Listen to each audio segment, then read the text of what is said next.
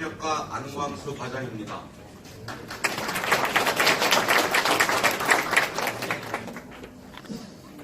좋은 일만 생길 것 같은 아주 가슴 벅찬 3월입니다. 온갖 꽃들이 길거리에 많은데 이 다친 마음을 열게 하고 오늘 이 열린 포럼과 아주 잘 맞는 것 같습니다. 그 원활한 행사를 위해서 휴대폰, 인터 진동으로 혹은 무음으로 좀 지금 바꿔주시면 고맙겠습니다. 참고로 오늘 행사 식약처의 페이스북으로 생중계할 예정입니다. 페이스북에 식품의약품 안전처 검색해 주시면, 그리고 지금 알고 계시는 주변의 다른 분들한테 카톡 하나 보내주셔서 페이스북 식품의약품 안전처 보시면 여기 못 오셔도 지금 중계로 보실 수 있다라는 홍보 좀 부탁드립니다.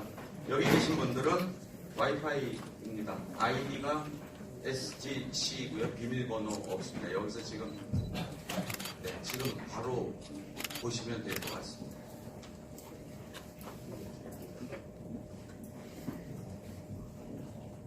자, 공식 진행을 시작하도록 하겠습니다. 지금부터 제10대 식품의약품안전 열린 포럼을 시작하겠습니다.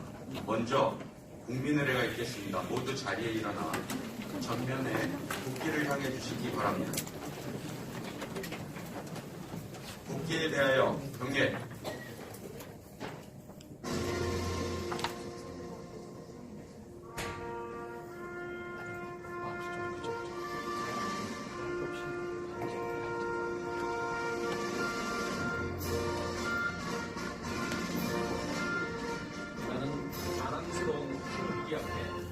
자유롭고 정의로운 대한민국의 무궁한 영광을 위하여 충성을 다할 것을 굳게 다짐합니다.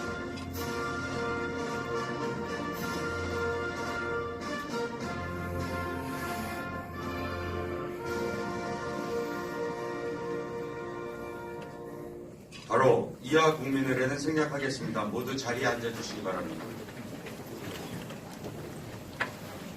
이어서 인사 말씀이 있겠습니다. 오늘 인사 말씀은 식약처 소비자위해 예방국 백혜진 국장님께서 하시겠습니다.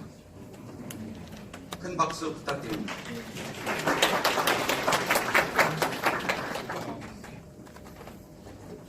안녕하십니까. 방금 소개받은 소비자위해 예방국장입니다. 제가 예방국장을 한 지 4일째입니다. 지난달에 제가 방청석에 앉아서 열린 포럼에 왔었는데 또 여기 제가 이렇게 한 달 만에 또 여기 와서 이렇게 서서 인사를 하게 되니 굉장히 좀 영광이고 좀 뜻이 깊은 것 같습니다. 바쁘신 와중에도 식품의약품 안전 열린 포럼에 관심을 이렇게 가져주시고 보시면 아시겠지만 자리가 부족해서 지금 뒤에 서서도 계시고 의자도 새로 갖고 막 이렇게 입고 있는데 이런 만큼 관심 가져주시고 참석해 주셔서 너무너무 감사를 드립니다. 식약처는 국민생활과 가장 밀접한 식의약 안전 분야에 대해서 이런 열린 포럼을 가지고 가능하면 많은 의견들을 듣고 그러면서 그것들을 가지고 정책에 반영할 수 있는 최선을 다하려고 노력하고 있습니다. 그래서 지금까지 식의약 안전 분야에서 다양한 주제를 이렇게 포럼을 지켜왔고요. 그리고 그런 내용들을 꼭 반영하려고 노력을 하고 있습니다. 오늘 포럼 주제는 맞춤형 규제 혁신 그리고 맞춤형 화장품 제휴 시행 방안입니다. 굉장히 많은 관심을 가지는 것으로 보여서 굉장히 중요한 이슈를 다루게 되는 것 같습니다. 식약처는 맞춤형 화장품 원료 품질 관리 방안과 안전성에 대한 관리 이런 방안을 검토해서 2020년 3월부터 맞춤형 화장품 제도를 시행할 예정입니다. 그래서 이러한 시점에서 이런 열린 포럼이 맞춤형 화장품 제도를 공론화할 수 있는 기회가 되고 그리고 국민뿐만이 아니라 여러 관계자들이 함께 참여해서 그런 논의를 하고 그것을 통해서 정책이 변화되고 또 발전하고 개선하는 그런 매우 뜻깊은 자리라고 생각을 합니다. 끝으로 바쁘신 와중에도 이렇게 오셔서 발제도 해주시고 또 토론도 해주신 여러분들께 다시 한번 감사를 드리고요. 오늘 이견도 있을 수 있고 굉장히 다양한 의견도 나올 수 있는데 그럴수록 더욱더 이 제목처럼 열린 마음으로 함께 논의하는 자리가 되었으면 좋겠습니다. 감사합니다.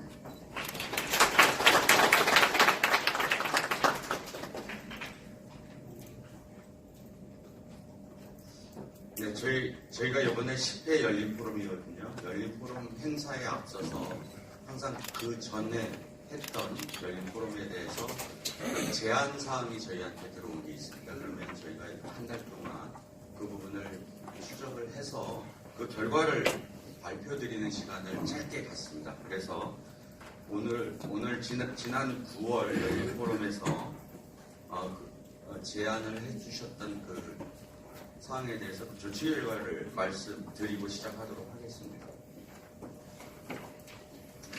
저번엔 의료용 대마 성분 의약품이 희귀의약품 센터에서 긴급하게 자가 치료용으로 수입해서 치료받을 수 있게끔 열어놓은 게 있어요. 국내 허가를 받지 않았음에도 불구하고 긴급하게 자가 치료용으로 들어오는 대마 성분 의약품을 있는데요. 결국 대마 성분 의약품을 다루다 보면은 그 지정된 곳에서만 다뤄야 되는데 희귀의약품센터가 서울에만 있습니다. 그러니까 지방 같은 데서는 을 받으려고 서울에 와야 되고 그런 불편함이 있어서 그날 어떤 환자분이 제안을 해주신 게 각 지역의 거점 약국을 좀 둬서 좀 편리하게 해줬으면 좋겠다라는 의견이 왔었습니다. 그래서 저희가 대한약사회하고 MOU를 맺어서 원거리 환자 편의 증진을 위해서 지역별 거점 약국을 지정을 하고 공급하도록 하겠다라는 이런 말씀을 드립니다. 그리고 이제 보통 환자가 대마 성분 의약품을 자기가 좀 자가 치료용으로 구입하고 싶다라고 하면 보통 3주 걸린대요. 갔다 와서 3주 걸리는데 그 대신 희귀의약품센터에서 수요를 미리 파악해서 미리 좀 사두고 그 유효 기간을 고려해서 그래서 신청하면은 즉시 나눠줄 수 있는 그런 시스템이 좀 필요하다. 그래서 환자들한테 좀 신속하게 공급할 수 있게 해달라라는 그런 것도 제안이 들어왔었는데, 그래서 수요 조사 및 구매처 협의를 통해서 한국 희귀 필수의약품센터에서 저 제품에 대해서 입고를 3월 18일 완료했습니다. 그래서 현재는 요구되고 있는 환자들에게 즉각 즉시에 공급할 수 있는 이런 길을 만들어 놨습니다. 이게 바로 열린 포럼 여러분들이 제안을 해주셔서 그 다음에 식약처가 움직이는 이런 정책에 반영할 수 있는 겁니다. 오늘도 마찬가지로 많은 제언을 주시면 저희는 그 제언 주신 거에 대해서 끝까지 추적을 하고 저희과 임무입니다.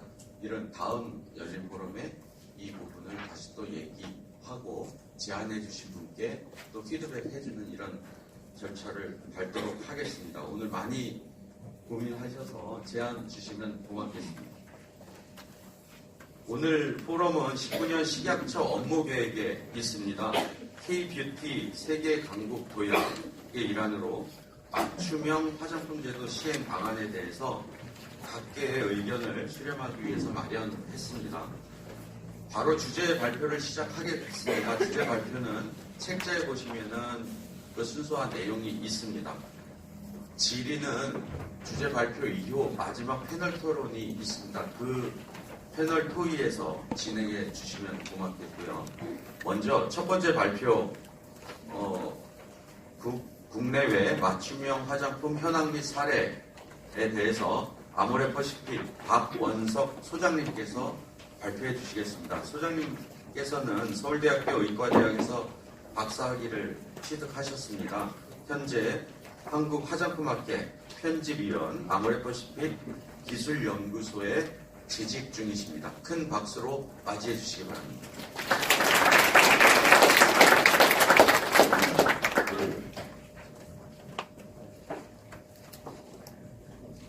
네, 인사드리겠습니다. 아모레퍼시픽 박원석입니다. 바쁘신 와중에서도 국내 맞춤형 화장품 판매 사례를 발표하게 돼서 저희 영광이고요. 저희가 내부에서 과제를 많이 하고 있습니다. 근데 이제 왜 맞춤형을 해야 되는지에 대해서 저희가 질문을 많이 받고 챌린지를 많이 받습니다. 그래서 저희가 소통하기에는 이제 그동안에는 제조자, 공급자 중심의 화장품을 제공했다 그러면은 지금까지 써보신 화장품들 너무 많지 않습니까? 좋은 화장품이 너무 많습니다. 근데 이제 진짜 한 번 한 번 고객에게 맞는 화장품은 별로 없습니다. 그래서 저희가 첫 번째로 생각하는 거는 제일 고객한테 맞는 화장품을 추천해드리자. 더 나아가서는 보다 더 고객분들의 피부 상태나 뭐 심지어 유전자까지도 검사를 해드리고 고객분들 중심으로 우리가 드릴 수 있는 화장품을 좀 제안해 드리고자 저희가 이제 연구를 하고 있습니다. 그래서 뭐 저희가 나중에 제일 걱정되는 게 뭐 가격만 많이 받고 뭐 기존에 파는 화장품하고 별다를 게 없지 않느냐 이게 제일 걱정하실 것 같습니다. 근데 저희가 뭐 생각하는 패러다임 자체는 일단은 먼저 고객과 우리 진짜 다 피부에서 더 중심으로 보기로 생각하고 있습니다. 오늘 발표는 뭐 기본적인 제도적 환경 변화와 또 국내외 맞춤형 화장품 시범 서비스도 저희가 하고 있고요. 뭐 해외 사례에서도 뭐 몇 가지 소개시켜드릴 수 있는 사례를 소개시켜드리겠습니다. 저희 아모레퍼시픽에서 그동안 뭐 오래된 국내 최고의 기업이다 보니까 많은 시도를 했었고 서비스도 했었습니다. 그런 것들을 좀 설명을 해드리도록 하고 결론을 짓도록 하겠습니다. 근데 뭐 선언 맞춤형 화장품 제도의 환경적 변화는 이따 정책과 김성진 과장님께서 더욱 잘 설명을 하실 거라서요. 좀 스킵하고 넘어가겠습니다. 네, 국내 맞춤형 화장품 동향에서 그러면 맞춤형 화장품이 무엇일까라고 고민을 뭐 궁금하시거나 그럴 텐데요. 저희가 어떤 좀 카테고리를 좀 나눠봤습니다. 그래서 그 부분별로 좀 설명을 해드리면요. 뭐 두 가지 이제 사례가 다는 아닙니다. 그 대표적인 사례만을 뽑아와서 이해를 돕고자 합니다. 첫 번째는 이제 PL의 아포테컬이라고 해서 기본적으로 피부 상태 체크북을 활용해서 피부 진단을 하고 전문 상담원 1대1 상담을 하면서 피부 테스트도 진행하고 피부 강화 에센스와 5가지 앰플 중 2개를 선택하게 해서 이렇게 대면 서비스를 하는 시스템이 있고요. 그 다음에 프랑스의 이제 코나지 세럼 같은 경우는 요 진단 및 상담 제조하는데 1시간 이상을 걸리면서 대면 이제 고객을 상대를 해드리고 그다음에 상담 관여 및 성분의 선택을 양 조절을 하게 되어 있습니다. 그 다음에 이제 아까 말씀드린 건 현장에서 고객을 진단하고 문진하고 상담을 즉시 제조하는 방법이었다면 두 번째는 공장에서 제조해서 이제 집으로 배송을 해드리는 그런 시스템입니다. 처음에 이제 톤28이라고 국내 스타트업 기업입니다.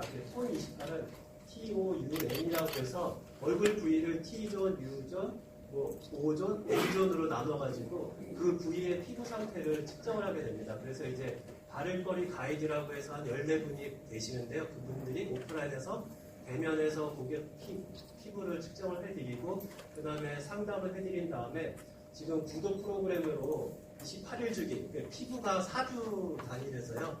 28일 주기로 제품을 제공하는 서비스를 하고 있습니다.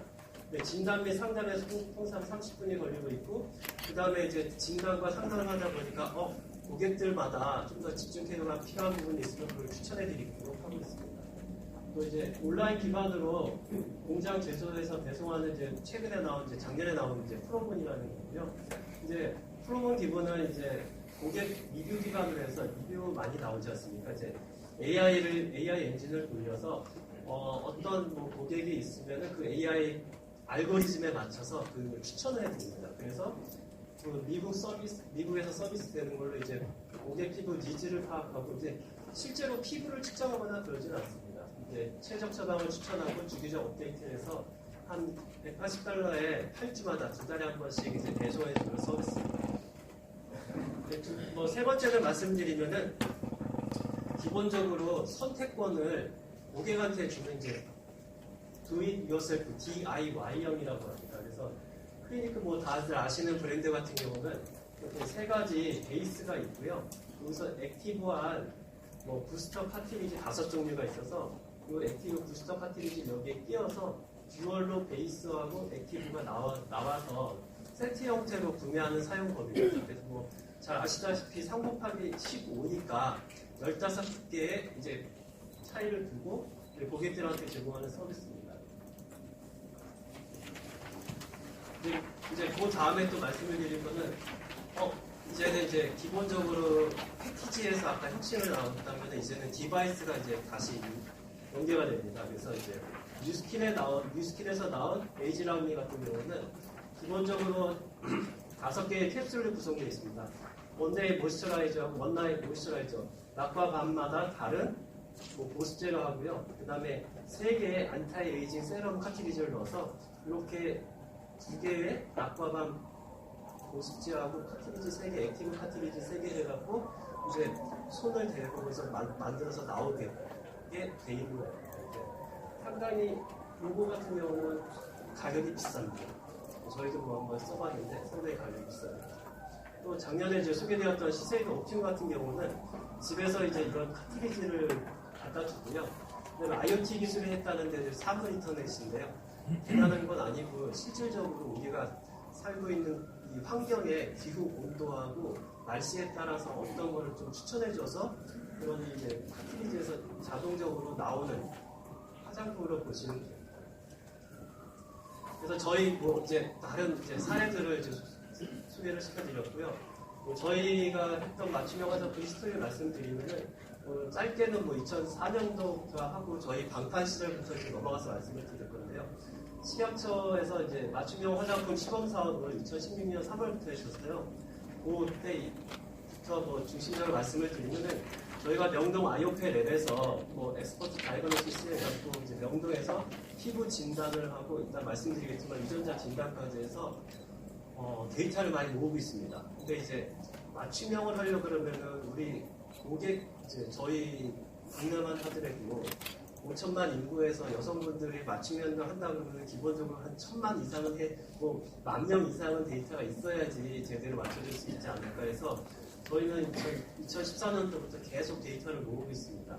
그러니까 뭐 그렇게 모으고 있고요. 2016년 8월에서는 라네즈를 통해서 이제 메이크업 쪽으로 마이 추천 립바인데 이게 2가지 색깔 뭐 쉐이드가 있는 추천 립바를 고객들의 요구나 취향에 맞게 새로 붙여서 만들어지는 서비스를 해드렸고요. 그 다음에 이제 마이 워터뱅크에서는 워터뱅크 그 크림 같은 경우에도 카운셀링 기반으로 해서 이 수분을 측정하고 개인 맞춤형 수분 솔루션을 해서 저희가 시범 사업을 제공하기도 했습니다. 또한 아이오페 랩에서 또 선보인 기술은요. 일단은 이제 맞춤형 세럼 서비스를 런칭했었고요. 이 기기를 통해서. 그 다음에 이제 3D 프린팅 마스크를 제조했습니다. 3D 프린팅 마스크는 이제 지금 뭐 마스크 많이 쓰시지 않습니까? 얼굴에 맞지가 않고 내 얼굴에 넘치기도 하고 그런데 보통은 이따 말씀드리겠지만 내 얼굴 형상을 3D로 예측한 다음에 피팅되어 있는 마스크를 제공하고자 저희가 하이드로겔로 이제 서비스를 하는 건데 이제 프린팅으로 서비스를 해드리는 거고요. 그 다음에 이제 2017년도부터 이제 저희가 디지털 쪽에서도 많은 접근을 하고 있어서 일단 말씀드리겠지만 뷰티 테일러나 컬러 테일러를 가지고 고객분들이 지금 피부 상태에 대한 상담을 온라인으로 해드리고 추천해드리는 서비스를 하고 있습니다. 또한 뭐 이니스프리나 에스쁘아 브랜드 같은 경우도 메이크업을 최대한 고객들한테 맞춰드리려고 지금 노력을 하고 있습니다. 그래서 저희가 뭐 방문 판매 시절부터 뭐 피부 진단기를 도입했기 때문에 맞춤형을 일단 피부 진단에서부터 시작한다고 해서 저희의 맞춤형 화장품의 히스토리는 1970년으로 거슬러 올라갈 수 있습니다. 그 다음에는 이제 1984년도에 디아모레라는 이제 아모레 일본가를 오픈을 했는데요. 기본적으로 84년도에 프렌즈부터 메이크업까지 모든 과정을 시범을 보여드리고 그 다음에 피부 미용 분석 시스템 그 다음에 피부 상태를 측정하고 피부 손질과 메이크업을 시연해드렸고요. 87년도에는 일대의 마지막 화장품 제안하고 그런 다음에 이제 컴퓨터 시스템까지 도입해서 신작이 벌써 뭐 87년도부터 저런 서비스를 기존 부상을 하고 저희는 또 시도를 하고 있었습니다. 제가 잘못했습니다. 디아모레 갤러리가 이제 2004년도부터 7년 동안 운영이 됐는데요. 메이크업 아티스트의 카운셀링과 함께 원하는 컬러나 향, 질감을 수준을 선택해서 나만의 화장품을 만드는 메이크업 블렌딩 서비스를 디아모레 갤러리에서 진행을 했었습니다.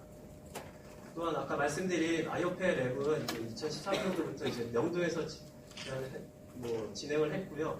그 다음에 이제 기본적으로 고객분들의 라이프 스타일이나 그 다음에 이제 저희 뭐 박사급 연구원이 직접 피부 진단을 하고 해서 뭐 전문가 분석을 통해서 맞춤형 스킨케어 카운셀링을 제공을 해드렸습니다.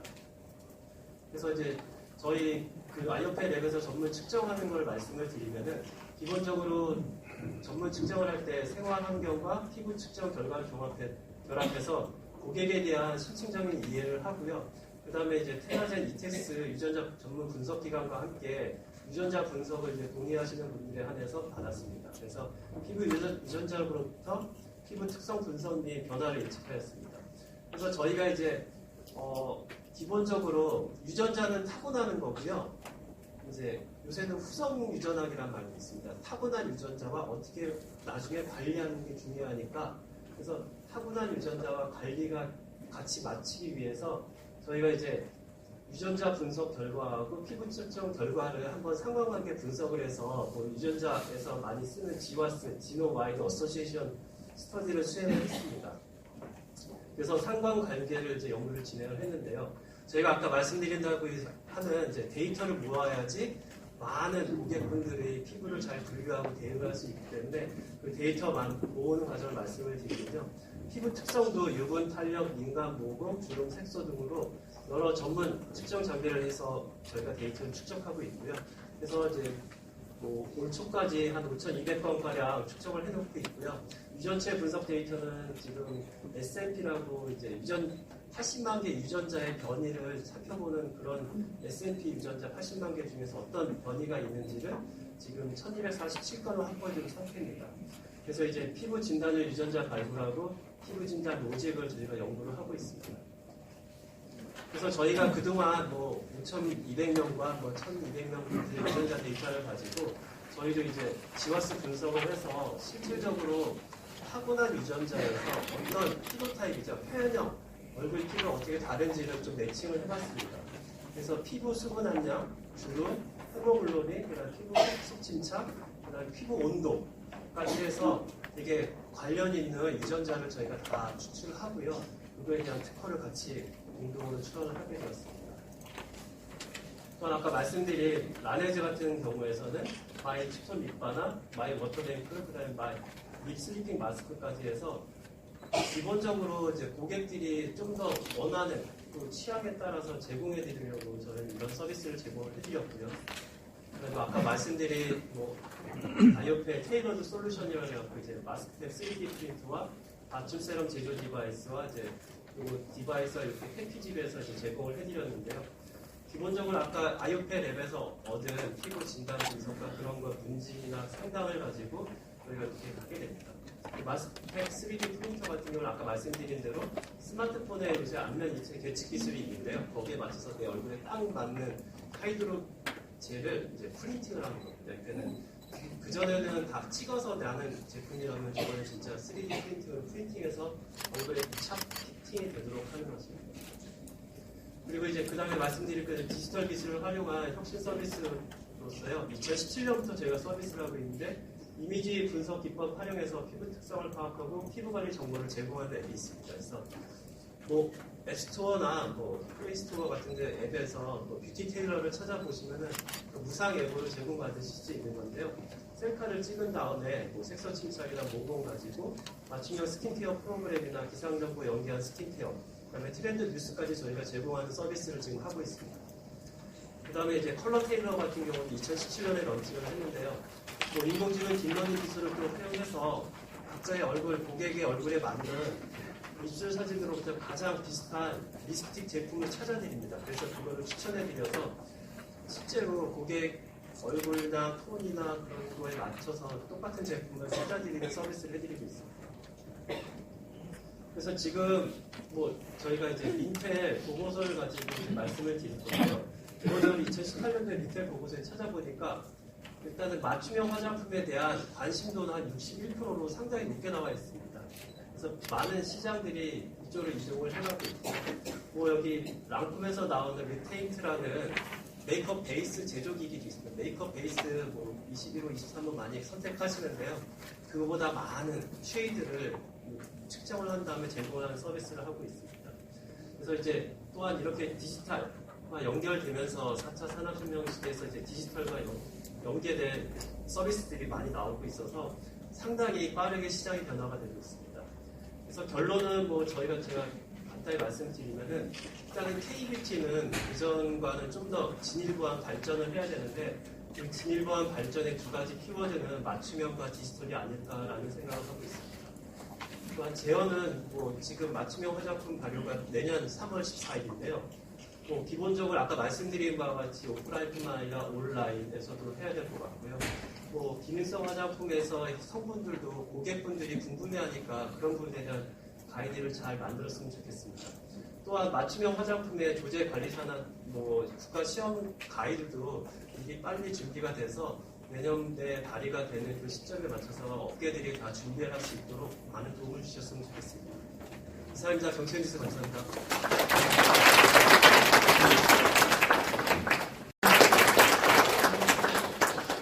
두 번째 발표입니다. 맞춤형 화장품 시장 전망 그리고 활성화 방안을 주제로 성신여자대학교 김주덕 교수님께서 발표해 주시겠습니다. 교수님께서는 성균관대학교 화학공학과에서 박사학위를 취득하셨고 LG 생활건강 화장품연구소를 거쳐 현재는 성신여자대학교 뷰티 산업학과 교수로 재직 중이십니다.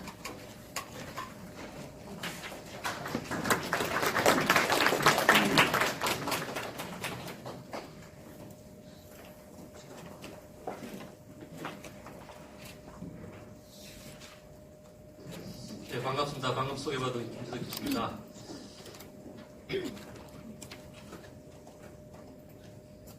네, 제가 2015년 2월 달인가 이렇게 갑작스럽게 식약처에서 맞춤형 화장품에 대해서 회의를 하자고 커피 5송으로 와달라고 이렇게 했는데 그 여름 아마 맞춤 화장품에 대해서 많은 또 토의도 했고 또한 정책에 관한 것도 또 그 일도 있었고 그런데 제가 이제 맞춤형 화장품이 앞에 이야기했듯이 내년 3월부터 시행이 되어서 여기서 보니까 굉장히 관심이 많을 거라고 생각했는데 기업체뿐만 아니라 아마 이것은 학교에서도 또 국가 자격증에 관한 또 관련되어 있기 때문에 굉장히 관심이 많은 것 같습니다. 그래서 저는 오늘 맞춤형 화장품 시장 전망과 활성화 그를 위한 향후 과제에 관해서 이렇게 이야기해보도록 하겠습니다. 실제 좀 맞춤형 화장품이라는 것이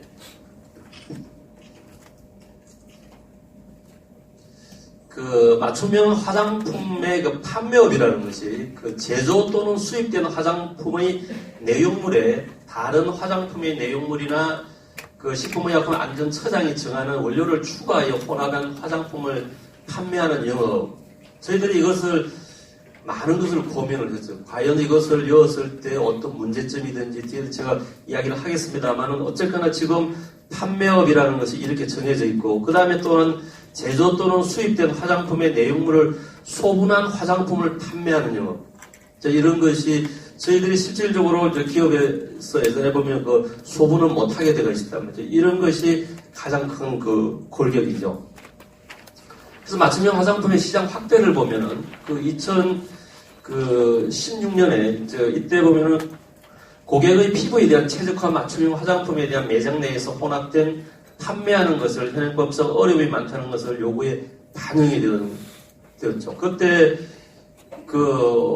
저희들이 저도 이제 맞춤형 화장품에 여기 또 참여했는지 모르겠는데 2000년 중반에 어떤 기업체에서 이게 맞춤형 화장품을 하려고 저도 같이 참여를 하고 있는데 그 당시 때 보니까 이런 어떤 소분되어진 상태든지 또한 어떤 매장이나 이런 데서 판매할 수 없는 그런 것이 굉장히 문제가 컸었죠. 그래서 이것이 15년 2월에 대통령이 보고할 때 이것이 굉장히 어려움이 많다. 이것을 해달라. 그래갖고 커피 이것을 만들어졌거든요. 그래서 이런 16년도에 이런 맞춤형 시범 사업이 진행이 되었고 그래서 18년도에 분명히 개정이 되는데 미국이나 유럽과는 달리 내용물이나 원료에 대한 혼합이나 소분을 적석에서 제공을 하는데 제약이 많다는 어떤 그런 측면에서 맞춤형 화장품에 대한 매장에서 내용물이나 이런 것을 배합할 수 있도록 개정을 갖다가 작년에 이렇게 하게 되었죠. 그래서 지금은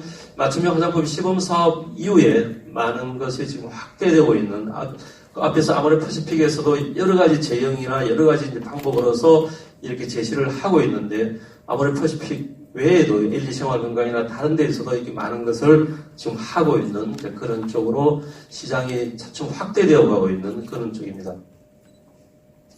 그래서 맞춤형 화장품의 종류를 보면 우리가 일반적으로 방향제, 향수에 관한, 지금도 보면 일부 이제 향수를 갖다 브랜딩하는 이런 그 향수든지 분말 향이든지 이런 쪽에 지금도 이거 맞춤형 화장품을 또 하고 있잖아요. 이런 측면이든지. 그 다음 기초 화장품에서도 열 종류 우리가 대부분의 기초 화장품에 그 할 수 있는 그런 것을 다 이렇게 포함이 되어 있고, 또한 색조 화장품, 색조 화장품도 이렇게 여러 가지 제형을 갖다가 이렇게 또 포함이 되어 있는 그런 쪽이죠.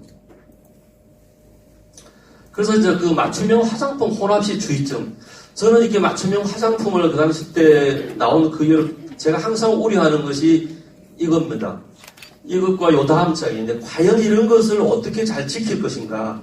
이것이 가장 큰 문제거든요. 그래서 화장품 혼합이 되었을 때 유해물질이나 생성된 물질은 거의 없음. 우리 화장품이라는 것은 뭐냐면은 안정되는 원료를 가지고 물리적으로 안정성을 갖다가 만들어서 사용할 수 있도록 그렇게 되어 있단 말이에요. 간혹 이제 화학적인 반응이 일어난다는 것은 자외선 유기 차단제에 의해서 말고는 거의 이렇게 뭐 유해물질이나 생성된 물질은 거의 발생하지 않죠. 그래서 우리가 이제 만약에 맞춤형 화장품을 갖다가 이렇게 하게 되었을 때 우리가 또 뭐 각질의 아하 제품이나 이 과일산 같은 거를 사용을 했을 때 배합 한도 이상으로든지 너무 과다하게 사용했을 때 이것에 대한 어떤 pH의 문제든지 이렇게 되면 자극을 유발시켜 줄 수 있는 이제 이런 문제점이 생길 수가 있고, 그 다음에 레티놀 같은 경우 혼합 시 그 배합 한도 이상으로 이제 그 하게 되거나 이렇게 되면 문제가 될 수 있죠. 또 아니면 그 아하에 들어간 물질에다가 레티놀을 들어가게 되면 더더욱 자극을 더 많이 유발시키는 부작용 유무 이런 것도 우리가 굉장히 우려해야 되는 어떤 그런 지금. 그다음 선 제품의 혼합 시 그 배합 한도 이상이에요. 우리가 일반적으로 유기계를 혼합했을 때는 SPF가 더 올라갈 수 있는 그런 게 있고, 유기계와 무기계를 혼합했을 때는 자외선 SPF가 떨어질 수 있단 말이에요. 그럼 혼합했을 때 그 SPF에 대한 어떤 이런 문제점이든지 이런 것이 또한 문제가 될 수 있는 소지가 있고, 그 다음에 산소 발생의 원인 그 불 속의 실리콘 같은 이 불 속의 실리콘 같은 경우에는 실질적으로 우리가 화장품보다는 3M의 그 반도체 세정용으로 사용되었단 말이에요. 그래서 우리 화장품을 사용했는데 이것에 대한 어떤 그 산소가 발생되었을 때 그 자극 유무든지 이런 것이 또 따를 수가 있고, 그 다음에 탄산수. 우리가 탄산수 최근에 많이 이용하죠. 이런 문제점이든지, 그 다음에 피부 연화에 가지고 우레아 같은 경우에는 그 발뒤꿈치에 그 각질 제거나 이렇게 됐을 때 이것을 5% 이상의 피부에 만약에 적용했을 때는 그것은 또다시 굉장히 큰 문제점을 일으킬 줄 수 있는 이런 어떤 그 원료에 대한 혼합 문제가 이게 굉장히 또 우려가 될 수 있는 그런 쪽이고, 그 다음에 이제 기능성의 원료에 대해서 소비자에는 원료에 대한 지식이 거의 천무한 상태입니다. 그러다 보니까 소비자에는 주름이나 미백이나 어떤 원료를 좋아서 이런 것을 여어달라고 그러고, 아니면 제조하는 사람들은 또 여어줄 수도 있고, 이런 문제점에 대해서 굉장히 우려가 될 수 있습니다. 예를 들면 알부틴 원료를 갖다 혼합이 되었을 때 또다시 우리 하이드로키놀이라는 것은 발생되어서 또 다른 자극을 유발시켜 줄 수 있는 여러 가지 문제점이 있는 이런 기능성 원료에 관해서도 우리가 이런 것을 정확히 그 판단을 또 해야 되는 그런 문제점이 있고, 그 다음 제형성 OW나 W의 배합 문제. 저도 이걸 항상 또 이야기를 하고 있는데, 혼합이 되었을 때 과연 이것이 제형이 달랐을 때는 더더욱 큰 문제가 납니다만은 제형이 같은 제형일지라도 이런 물성에 대한 문제가 일어날 수가 있거든요. 그러면 만약에 이렇게 두 가지 다른 제형이 다른 상태에서 했을 때 점도의 변화든지 이것이 바로 만들어졌을 때는 괜찮은데 며칠 지나게 되면 또 물성이 떨어질 수도 있는 여러 가지 문제점이 또 발생할 수도 있는 것이고, 그 다음에 과도한 향 혼합으로서 이제 알러지 발생 유무. 실질적으로 이런 그 향을 선택할 때는 여러 가지 그 덕용 형태의 상태에서 이렇게 하는 게 좋습니다만은 향이 들어간 제품을 또 향을 했을 때 향에 알러지든지 그 향 자체는 또 하나의 그 완성품이잖아요. 그런데 또 다른 향이 했을 때 향에 대한 알러지뿐만 아니라 제품에서도 문제를 줄 수 있는 이런 문제점들이 이제 원료뿐만 아니라 제형에서도 큰 문제점이 우려되고 있는 것은 사실입니다. 그래서 맞춤 화장품에서 사용되는 원료의 품질, 이게 가장 큰 문제가 될 수가 있죠. 화장품 법상에는 우리가 보면 사용 금지 원료나 배합 한도 원료만 이렇게 지정을 하고 있잖아요. 이 외에는 제조자 그 책임자에서 사용이나 품질 허용을 하고 있습니다만은 이 이런 원료에 대한 허가나 신고 대상이 아니죠. 그래서 원료 제조업자나 또는 화장품 제조업자는 그 등록 대상이 아니라는 거죠. 이런 어떤 관리 문제가 가장 문제가 클 수가 있는데, 그래서 맞춤형 화장품 혼합 시 사용되는 원료에 대한 이게 가장 큰 문제가 될 수가 있어요. 그래서 화장품 법에 따라 등록되는 업체나 공급된 특정성을 혼합되는 것을 원칙으로 하고 있고, 또 화장품 제조업자가 아닌 자가 제조 원료를 가능도 하죠. 이런 측면에서 저희가 가장 우려되는 것이 이게 원료에 대한 품질 관리를 어떻게 해야 될 것인지, 이것이 지금 식약처에서도 우리가 일반 그 화장품에도 이 원료에 대한 것의 관리가 굉장히 문제가 돼. 우리가 한 2년 전에 국감에서도 그런 이야기가 나왔죠. 이 원료에 대한 어떤 품질 관리에 대해서. 이런 측면에서 특히 맞춤형 화장품에서는 저는 이게 원료에 대한 품질 관리를 어떻게 해야 될지 이게 굉장히 큰 문제가 될 수 있다 생각이 되어집니다.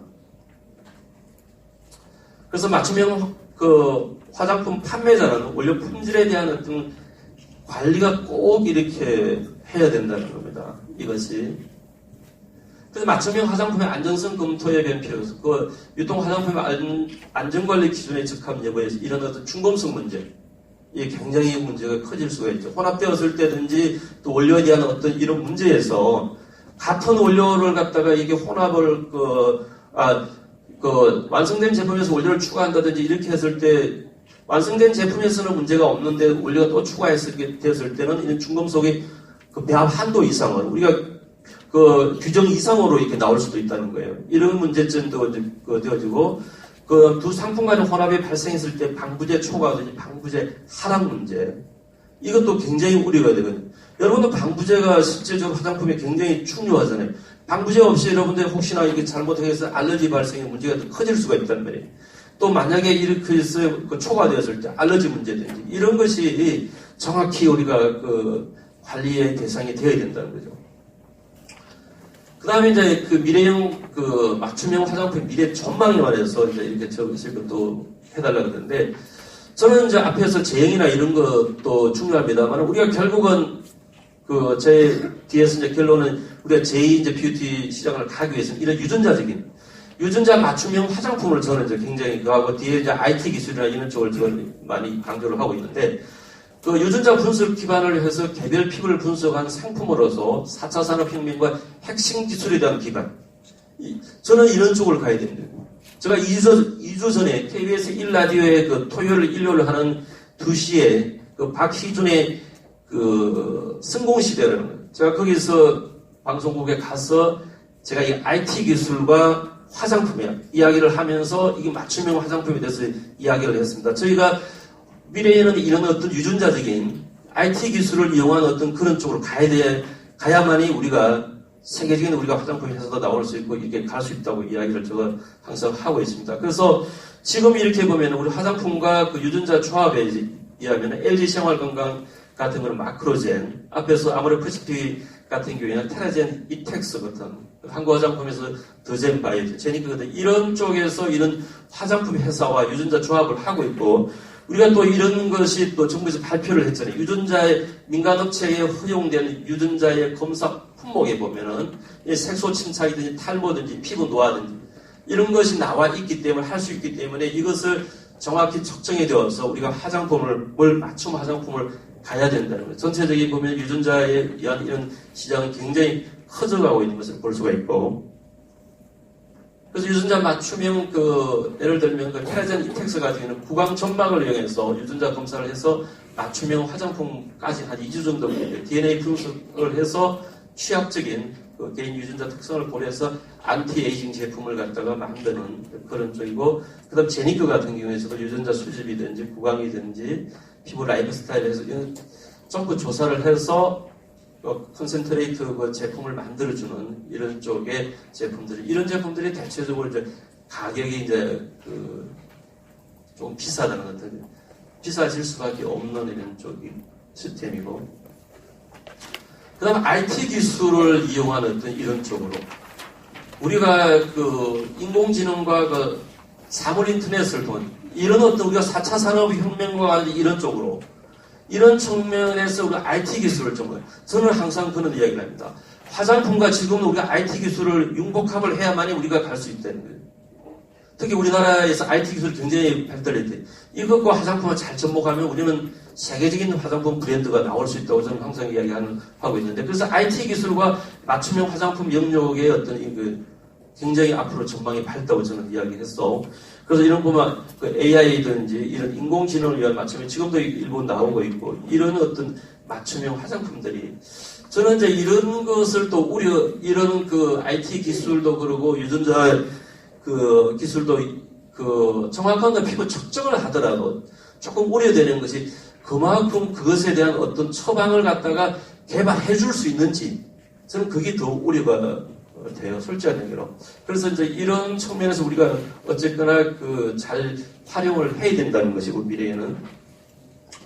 그래서 이렇게 IT 기술을 활용한 맞춤형 화장품이 보면 인공지능 아까 이야기했듯이 이런 안면 빅데이터를 이용한 이제 이런 쪽의 분석을, 이런 어떤 우리가 결국은 IT 기술 빅데이터를 이용해야 되죠. 이런 어떤 많은 것을 우리가 데이터를 가지고 있어야만 그 사람의 어떤 정확한 피부에 대한 진단을 해서 제품을 만들어줄 수 있는 그런 쪽이죠. 여기서도 보면 이런 어떤 피부 상태를 갖다 정확히 측정을 해서 이런 그 사람 피부에 맞는 코드의 화장품이든지 이런 쪽을 해주면 우리가 그 사람에 맞는 커스터마이징의 어떤 화장품을 만들어줄 수 있는 이제 그런 쪽의 제품들이 지금도 나와 있고, 앞으로는 이것이 더더욱 발전할 수 있는 그런 제품이라고 생각되어집니다.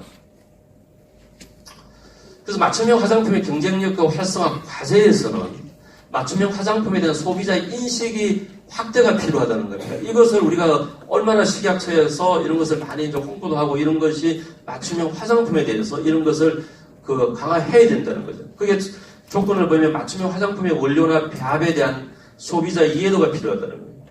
이게 꼭 필요한 거예요. 이 원료에 대한 것을 판매하는 사람들 보고 이런 것이 없이는 우리가 큰 의미가 없다는 거죠. 맞춤형 화장품에 대해서. 그 다음 원료에 대한 품질 관리가 사각지대 없이 맞춤형 화장품의 안전성을 높여 나가야 되는데, 이게 굉장히 큰 문제죠. 앞에서 이야기했듯이. 그 다음 고객의 니즈에 극대화한 정교한 맞춤형 화장품을 만들어줘야 되는데, 실제적인 맞춤형 화장품이라고 해서 대충 이거 만들어주고 가격만 비싸게 던지. 그래서 제가 이야기했던 것이 뭐냐면, 정확한 분석은 좋은데 그 정확한 어떤 처방을 할 수 있는 그 기술이 필요한 거죠. 그래서 흉내만 내면 안 된다는 거죠. 그래서 정교한 어떤 제품을 만들어주게 되면은 우리가 K-뷰티의 제2 성장 동력이 될 수 있는, 우리가 외국도 그러고 결국 이런 쪽에 미래를 갈 거란 말이에요. 그럴 때는 저는 이게 맞춤형 화장품이 새로운 우리가 화장품에 성장할 수 있는 새로운 어떤 동력의 기반이 되지 않나 항상 이렇게 생각을 하고 있습니다. 그래서 맞춤형 화장품을 경쟁력 제고를 위한 전제 조건을 갖다가 제가 제시를 하면 IT 기술을 활용한 선호도 분석이 전제되어 있는데, 이게 굉장히 주먹구구식으로 안 된다는 거죠. IT 기술 정확한 빅데이터든지 뭐든지 이것을 정확한 그것을 분석이 돼야 되는 상태가 돼야 된다는 거죠. 이거 없이는 그냥 대충 문진을 통해서 친다는 그거는 저는 맞춤형 화장품이라고 이야기할 수 없는 거죠. 이런 거죠. 그 다음에 소비자 스스로에 대한 정확한 진단에 선행되어야 하고 과학적 인식이 필요합니다. 우리가 지금은 과거와 다르잖아요. 모든 것을 원료 하나를 쓰더라도 과학적인 그 데이터, 어떤 기작을 갖다가 굉장히 중요시하잖아요.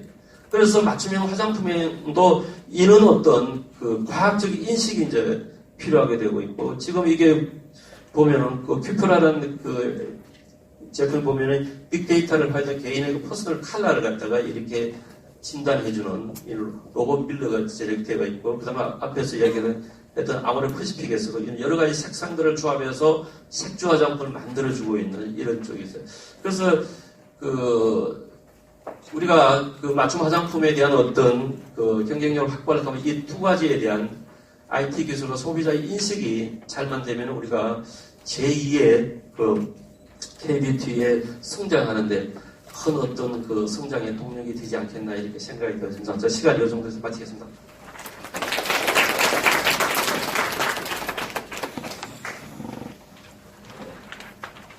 발표해 주신 김주덕 교수님께 다시 한번 박수 부탁드리겠습니다.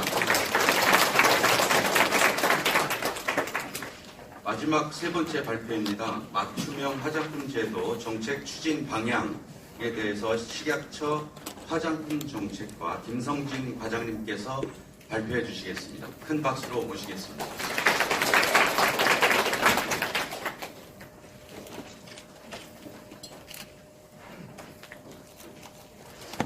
소개받은 화장품 정책 과장입니다.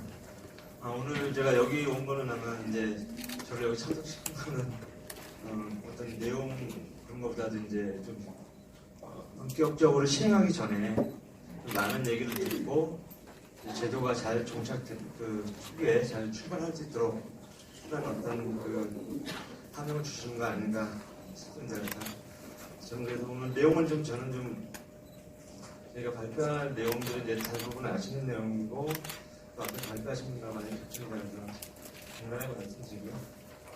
그래서 이제 지금 화장품 시장이 굉장히 핫하잖아요.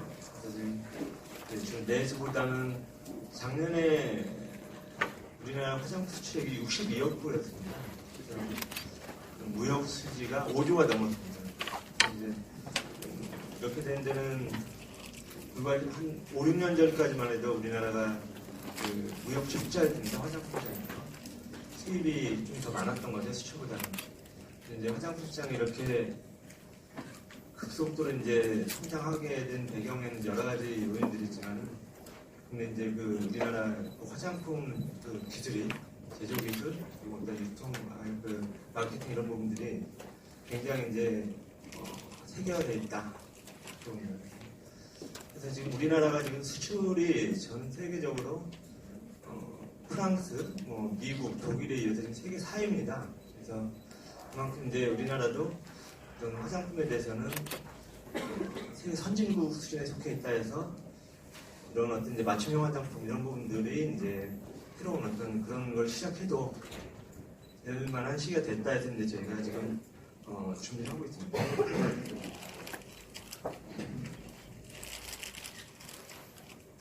맞춤형 화장품 판매는 이제 어떤 그 화장품을 사용하는 그 소비자들의 다양한 그 소비 욕구에 대한 충족과 또 화장품 산업 발전을 위해 적극적인 활성화가 필요한 시점이다 해서 저희가 이 제도를 시행하게 됐습니다. 오늘은 지금 이제 말씀하신 것들인데 소비자가 어떤 색상의 향 등을 선택하고 즉석에서 이제 즉석 화장품을 혼합하거나 또 소분하는 그런 형태로 해서 1대1, 소비자와 1대1 맞춤형 화장품 판매를 가능하도록 하도록 이제 제도가 지금 시행될 예정입니다. 추진 배경이라든 이런 부분은 이제 말씀 앞에서 하셨기 때문에 좀 넘어가고요.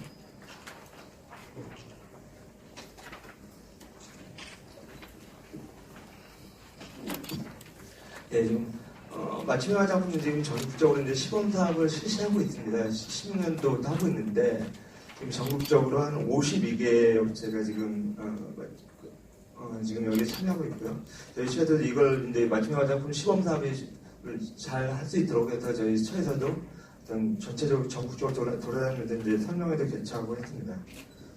그래서 지금 대상으로는 이제 지금 제조 판매업자 직영 매장하고 면세점 내 그 화장품 매장 이런 부분들을 위주로 해서 지금 시범 사업을 하고 있습니다.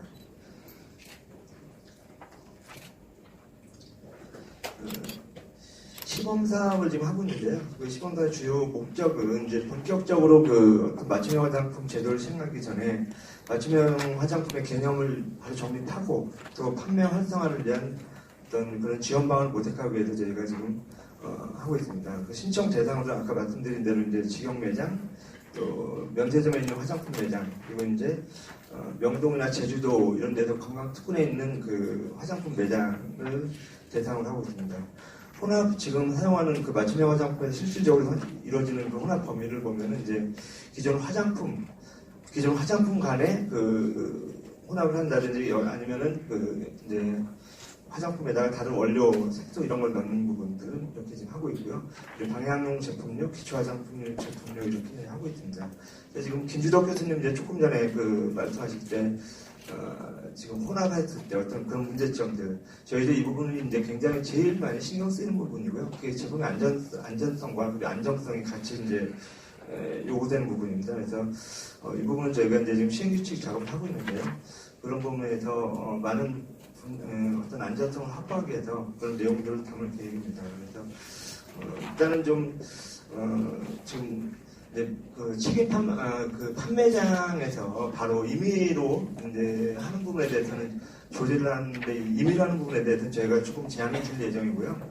그리고 어떤 그 제품들은 주로 이제 책임 판매업자, 지금 제조 판매업자였죠. 종면에 제조 책임 판매업자가 어떤 제공되는 맞춤형으로 제공되는 그런 제품들에 대해서 기본 베이스에 대해서는 전부 다 타전 테스트하고 그런 결과를 통해서 매뉴얼을 제공해서 그런 방식으로 이제 현장에서 운영될 예정입니다.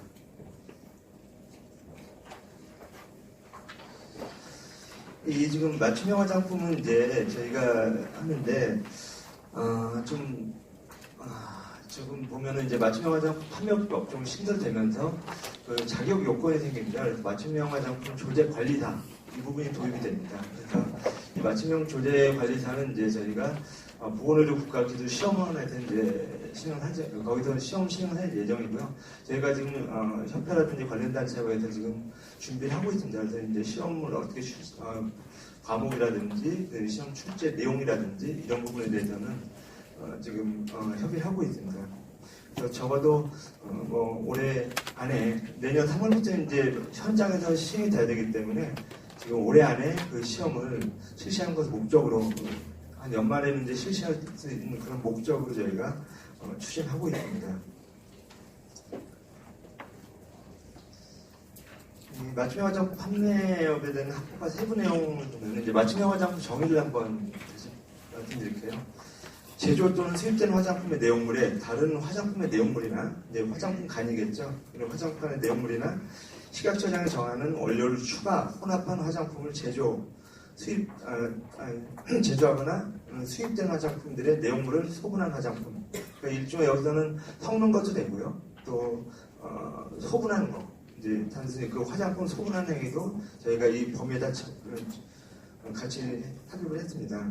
그래서 이 맞춤형 화장품 판매를 하고자 하는 자는 이제 그 식약처장, 지방청에다 이제 바로 신고를 하도록 이렇게 해놨고요. 그리고 아까 말씀드린 대로 조제관리사 이 부분이 이제 도입돼서 이 부분은 저희가 이제 국회에서 이 이 맞춤형 화장품이라는 게 현장에서 이제 혼합이라든지 소분이 이루어지기 때문에 어떤 전문성이라든지 이런 부분이 필요하다 해서 조제관리사를 도입하도록 했습니다. 그래서 이 조제관리사가 바로 이제 국가 자격증으로 이제 치르게 되어 있고요. 국가 고시됩니다. 그래서 아까 말씀드린 대로 지금 보건의료 국가기술 시험을 하고 같이 협의를 하고 있습니다.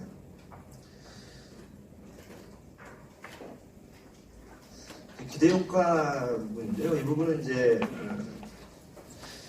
아까 말씀드린 대로 우리나라 지금 수출이 작년에 62억 불을 했다고 했는데요. 그래서 그런 부분에 대해서는 이제 저희가 그 2011년도에 굉장히 화장품법에서는 아마 우리나라 화장품하고 굉장히 큰 화장품법의 가장 큰 변화가 왔던 게 2011년입니다. 그래서 그때 우리나라 예전에 11년 전까지는 화장품이 화장품 사용한 원료 이런 부분들이 국가에서 지정을 해놨었습니다. 포지티브라고 하죠. 이러이러한 원료만 사용해가지고 포지티브로 운영을 하다가 2011년도에 법이 개정이 되면서 네거티브제로 바뀌었습니다. 이런 원료를 제외하고는 사용하지 못하는 성분만 빼놓고는 이제 알아서 회사에서 제조하시는 분들이 알아서 제품을 개발할 수 있도록 이렇게 해서 그런 큰 변화가 왔고요. 그리고 예전에는 이제 화장품을 하기 위해서는 제조업장, 그러니까 시설이 있어야지만 브랜드를 가지고 제조 판매할 수 있었습니다. 그런데 이제 2011년도에 법 개정이 되면서 제조 시설이 없어도 일종의 이제 어떤 마케팅 능력만 있으면 들어와서 그 제조 판매를 할 수 있도록 그래서 이제 그런 큰 변화가 그때 이제 도입이 되면서 지금 현재 그 공장이 없이도 판매를 하는 분들이 브랜드를 가지고 마케팅 하시는 분들이 12,000개가 넘습니다. 이제 그렇게 되고 제조업자가 한 2,200개 정도 있고요. 그만큼 이제 그 법령이 개정이 되면서 화장품 시장의 규모가 굉장히 커졌다는 거죠. 그래서 그때 네거티브 할 때 이제 2011년부터 도입할 때 상당히 많은 고통이 있었습니다. 이제 오늘 주윤비 사장님도 제가 오랜만에 뵀는데요. 주윤비 사장님도 그때 이제 소비자 단체에 계시면서 많은 걱정을 하셨고 또 국회에서도 많은 걱정을 하셨는데 다행히 이제 그런 부분들이 우리나라 화장품 제조업체들이 그 부분들 잘 그런 걱정하는 부분들 잘 수용해서 그런 어떤 변화를 가져올 수 있도록 많은 역할이 있었기 때문에 지금 이런 시장이 지금 화장품 시장이 형성된 거 아닌가 싶습니다. 보면은 이제 그래서 제가 여기다 보면은 여기 기대효과에 이제 사회적으로 어떤 그 기대효과를 이렇게 말씀드렸는데요. 공무원들이 사실은 굉장히 좀 법 개정하는데 인색합니다. 그리고 어떤 그 안전에 대한 부분은 확신 없이 막 어떤 제도를 계산하는 게 굉장히 힘든데요. 그때 당시에 국회라든지 그리고 소비자단체 그리고 저희 이제 그때 당시 식약청이었습니다. 식약청 그리고 보건복지부가 같이 했는데 어떤 그런 공무원들의 인식 전환을 통해서 어떤 정부의 대국민 서비스를 만족도 향상시키는 어떤 그런 효과가 있었다고 봅니다. 한번 내용을 한번 봐주시고요. 이제 향후 추진 계획인데요. 아마 이 부분이 이제 여기 계신 분들이 많이 관심이 있을 거라고 보고요. 지금 저희가 18년 3월달에 그 화장품 법이 개정 공포됐고요. 이때 이제 시행 시기를 2년 정도 유예를 줬습니다. 그래서 2년 정도 유예를 줬고 그때 화장품법에서 이제 맞춤형 화장품이 어떤 거다 이런 걸 이제 공포했고 거기에 따라서 저희가 지금 세부 규정 시행 규칙을 지금 작업하고 있습니다. 그래서 여기에서는 이제 화장품 판매업자의 어떤 신고 요건 그리고 준수 사항이라든지 그리고 어떤 표시할 때 어떤 표시를 어떻게 할 건지 그리고 이제 어떤 문제가 생겼을 때 그 회수하는 범위 그리고 어떤 그리고 여기 그런 회수하는 범위까지 같이 포함을 지금 하려고 하고 있고요. 그리고 여기 아까 이제 김재석 교수님 말씀대로 그런 우려되는 부분들, 그리고 혼합 가능한 원료 이런 부분들이 이제 어떻게 할 거냐 이렇게 하고 이제 또 맞춤형 판매장은 이제 현장 이 제조업소처럼 이렇게 막 공조가 되어 있고 막 그런 시설이 아니기 때문에 그 매장에서 위생관리 어떻게 할 건지 그 부분 이제 저희들에서 굉장히 좀 신경이 쓰이는 부분이거든요. 그래서 이런 분들 이렇게 하고 이제 조제관리사의 자격을 이제 정하도록 하고 있는데요. 저희가 이제 과목은 한 지금 4과목 정도로 지금 생각을 하고 있습니다. 4과목 정도로 하고 있고, 이제 난이도라든지 이런 부분들이 이제 좀, 전문가들과 같이 해서 좀, 저희가 수요와 공급을 좀 맞춰야 된다고 보거든요. 재관리사도. 그래서 이제 저희가 공급 부분에 대해 얼마나 이제 수요가 생길 건지, 그리고 우리가 얼마나 공급을 해야 될 건지 그런 부분에 대해서 지금, 이제 지금 이 맞춤형 화장품 지금 추진단이 지금 업계와 같이 이제 협회하고 저희가 지금 같이 운영을 하고 있는데요. 이런 데서 곧 이제 저희 그런 시행규칙이 이제 될 때면 시행규칙은 저희가 한 8월 정도 지금 완료할 목적을 하고 있습니다. 그래서 그 전에 이제 어떤 이제 입법 예고가 될 텐데요. 이때 이제 많은 의견들이 들어올 거라고 보고요. 그래서 그때 좀 많은 의견들, 오늘 이 자리에서 이제 많은 제안을 해주실 텐데, 저희가 그 부분과, 그리고 저희가 좀 반영해서, 한 8월 전, 이제 8월에 하면 저희가 그 전에 이제 한 5월이나 6월에 저희가 행정예고 들어갈 겁니다. 그래서 그때는 이제 많은 의견 좀 주시고, 어쨌든 좀, 이거 할 때 소비자들의 어떤 다양한 욕구를 충족시켜주는 그런 부분인 커다란 이제 목적이 있는데요. 거기에 따라서 저희가 가장 신경 쓰는 부분은 이제 안전 부분입니다. 그래서 아까 김주덕 교수님이 좋은 얘기 많이 해주셨는데 이런 안전 부분이 어떻게 확보될 것인지, 어떻게 확보할 것인지 저희는 그 부분에 맞춰서 어떤 시장을 활성화시키면서 안전 기반도 한 그런 활성화돼야 되기 때문에 안전 부분에 굉장히 많은 초점을 갖고 추진할 계획이라는 걸 말씀드립니다. 네, 감사합니다.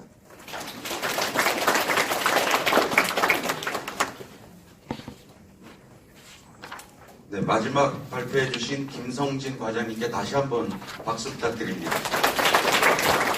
패널 토론인데요. 토론자분들께서는 앞으로 나와서 앉아주시기 바랍니다.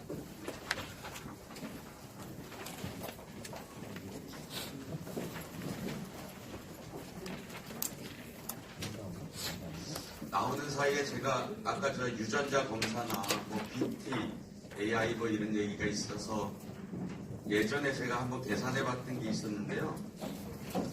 우리 몸의 세포가, 한 사람의 세포가 보통 한 30조 세포로 돼 있다고 합니다. 30조. 그 중에서 적혈구 뭐 이런 거 빼면 유전자가 들어가 있는 세포는 한 6조 세포 정도 될게요. 꽤 많죠? 근데 6조 세포인데 이 세포 하나당 가지고 있는 유전자 쌍이 DNA 유전자 쌍이 30억 개가 있다고 해요. 세포 하나당 30억 개. 이렇게 30조 세포에 30억 개. 뭐 계산이 잘 안 되는데. 근데 이걸 길이로 계산해 보면 몇 차 하면은 한 사람의 유전자를 다 모아 보면 그 태양을 한 20번 왔다 갔다 한다는데 그렇게 꽤 크죠. 이런 이제 유전자, 이렇게 많은 정보를 가지고 있는 유전자를 가지고 화장품 쪽에 아까 적용하는 그런 사례를 보니까 저는 막 가슴이 뛰더라고요. 화장품 이제 뭔가 좀 크게 될 것 같은 그런 느낌이 들었습니다. 패널 토론 진행해 주실 좌장님 소개해 드리도록 하겠습니다. 이민석 교수님이신데요. 고려대학교에서 박사학위를 취득하셨고 서울지방청의 식품위해요소 중점관리 기술 기준 자문위원으로 계셨습니다. 식약처에 마침 그 맞춤형 화장품 관리 제도 개선 방안에 대한 연구 책임연구원으로 활동해 주셨습니다. 현재는 고려대학교 식품공학과의 교수님으로 재직 중이십니다. 교수님께 큰 박수 부탁드립니다. 네, 안녕하십니까. 고려대학교 이민석입니다. 지금부터 그 제10회 식품의약품 안전 열린 프로그램 맞춤형 규제 혁신, 맞춤형 화장품 제도 시행 방안에 대하여 각계 전문가들을 모시고 심도 있는 패널 토론을 시작하도록 하겠습니다. 먼저 오늘 열린 포럼에 관심을 가지고 참석해 주신 방청객 여러분께 진심으로 감사의 말씀을 올립니다. 직접 그 질의나 의견을 개진하실 수 있도록 할 예정이어 끝까지 함께해 주시면 감사하겠습니다. 먼저 패널은 여러분들 보시는 좌측에서부터 순서대로 소개해 드리겠습니다. 소개해 주신 큰 환영의 박수 부탁드리고요. 식약처 화장품 정책과 김성진 과장님 참석하십니다. 성신여자대학교 뷰티산업학과 김민호 교수님, CNI 소비자연구소 조윤미 대표님 참석하십니다.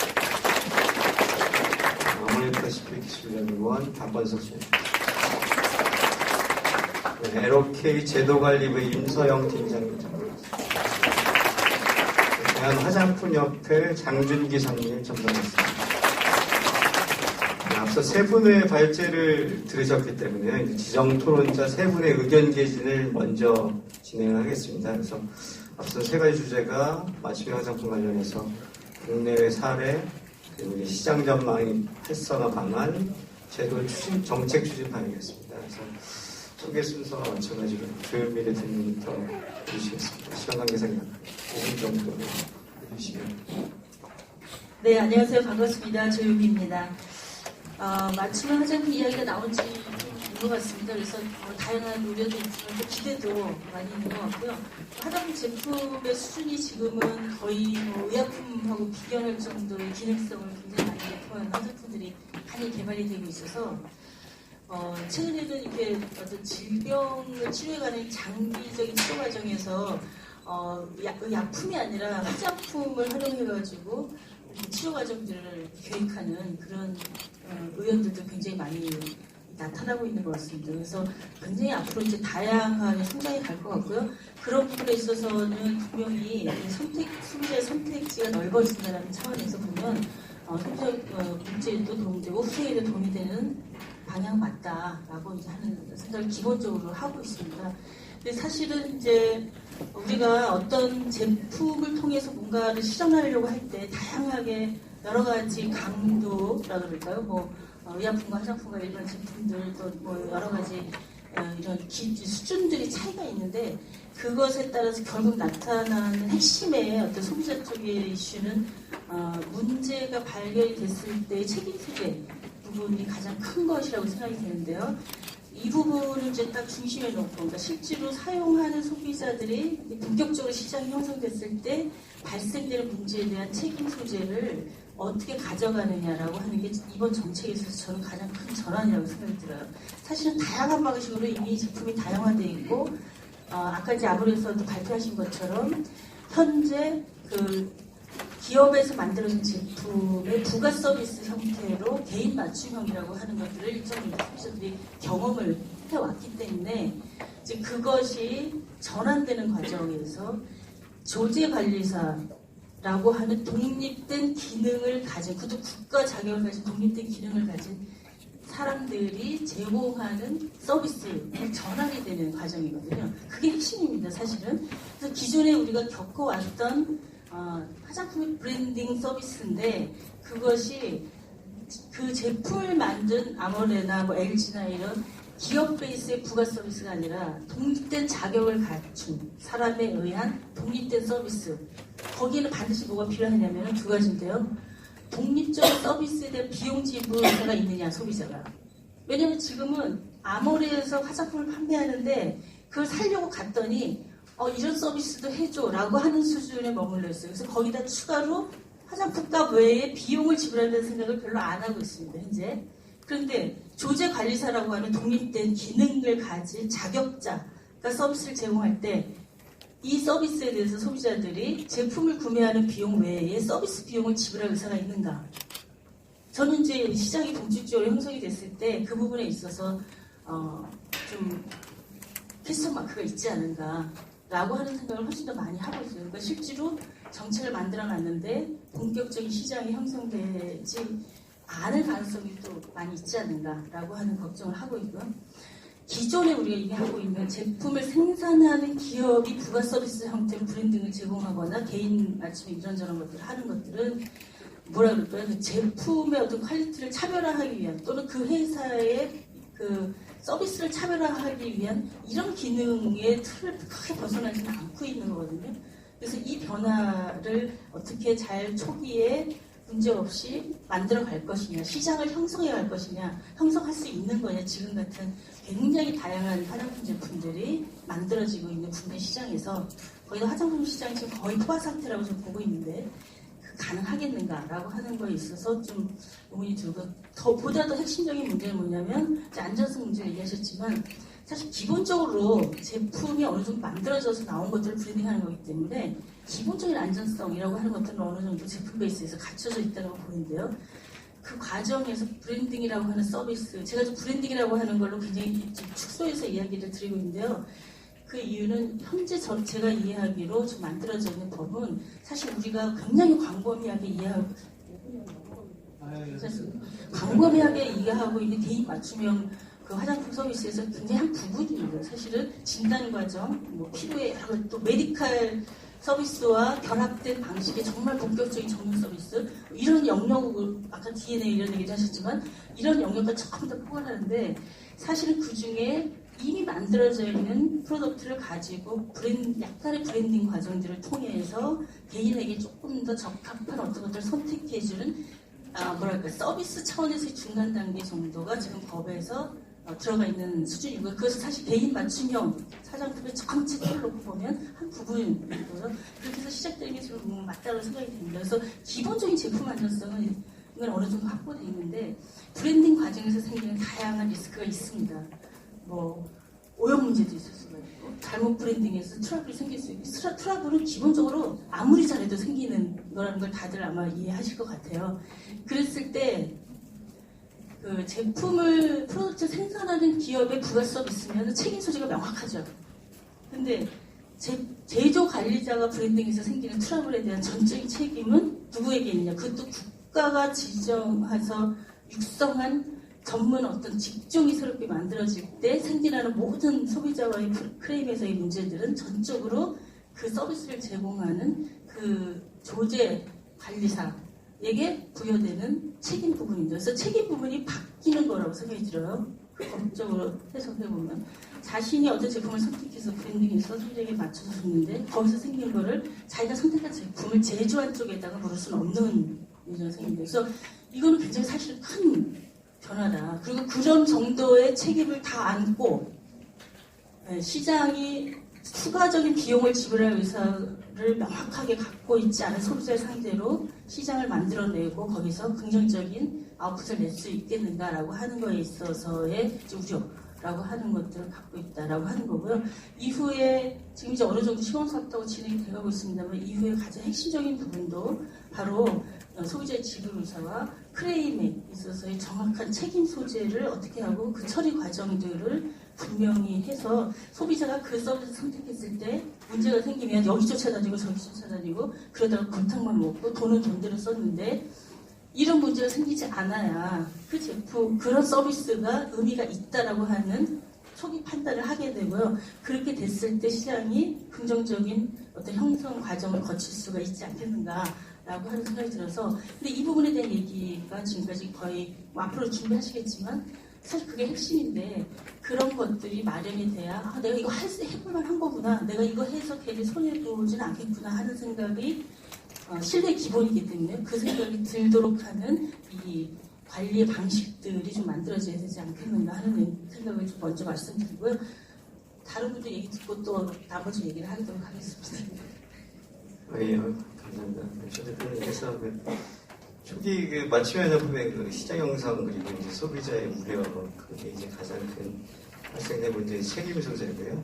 특히 이런 부분들이 조제관리사분들도 많이 해결이 되겠고요. 저희가 과제를 수행을 했었었는데요, 2016년에. 사실 그 책임 소재 부분이 가장 큰 부분이었습니다, 보면. 네, 그리고 오히려 유럽이나 미국 같은 경우는 그냥 워낙 단순하게 그 레시피를 책임지는 수준으로서 하고 있었기 때문에 우리가 사실 상당히 좀 진보된 앞서가는 부분은 맞긴 한데, 근데 그건 변화를 먼저 받아들인다는 혁명적인 그런 부분에서는 저는 되게 맞다고 생각을 하고요. 근데 이제 아마도 시행을 하다 보면 초기 시행에서 굉장히 좀 문제점은 분명히 이제 사업진에는 많이 있을 것을 판단을 합니다. 다음은 임세영 팀장님께서.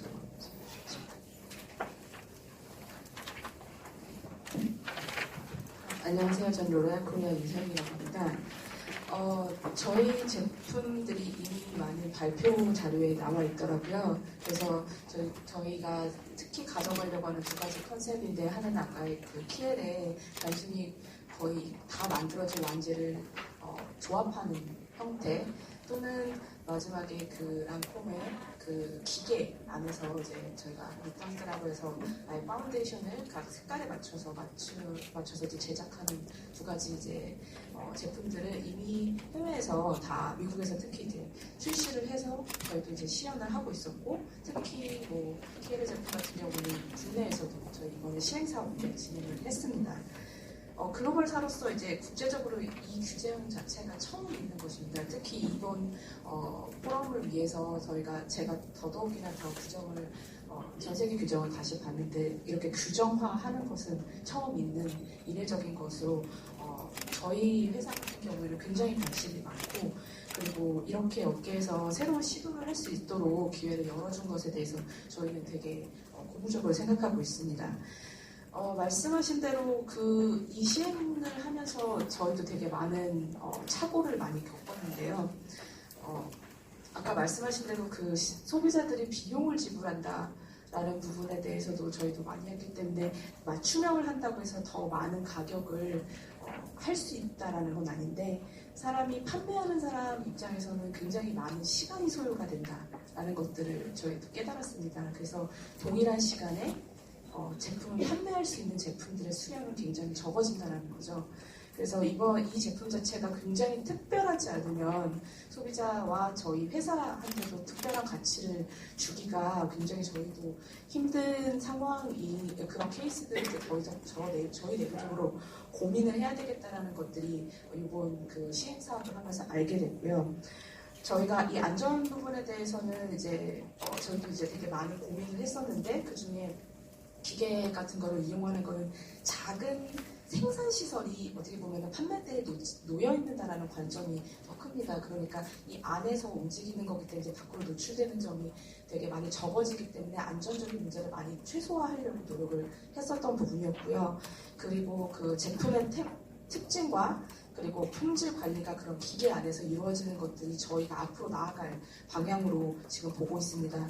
안전평가 부분에 대해서는 아무래도 저희가 화장품을 만드는 경험이 워낙 많다 보니까 여러 가지 시나리오 중에서 안전함이 이미 좀 수정되어 있는 거 저는 이미 확인한 그 결과를 기준으로 안전평가는 월스트 케이스 시나리오 관점에서 저희가 접근을 하고 있습니다. 예를 들면 아까 말씀하신 대로 보존제나 이런 것들이 이제 너무 많았을 때, 너무 적었을 때 이제 극단적인 상황을 평가를 해서 그 안에서 소비자들에게 제공할 수 있도록 그런 식으로 저희는 위험 관리를 하고 있고요.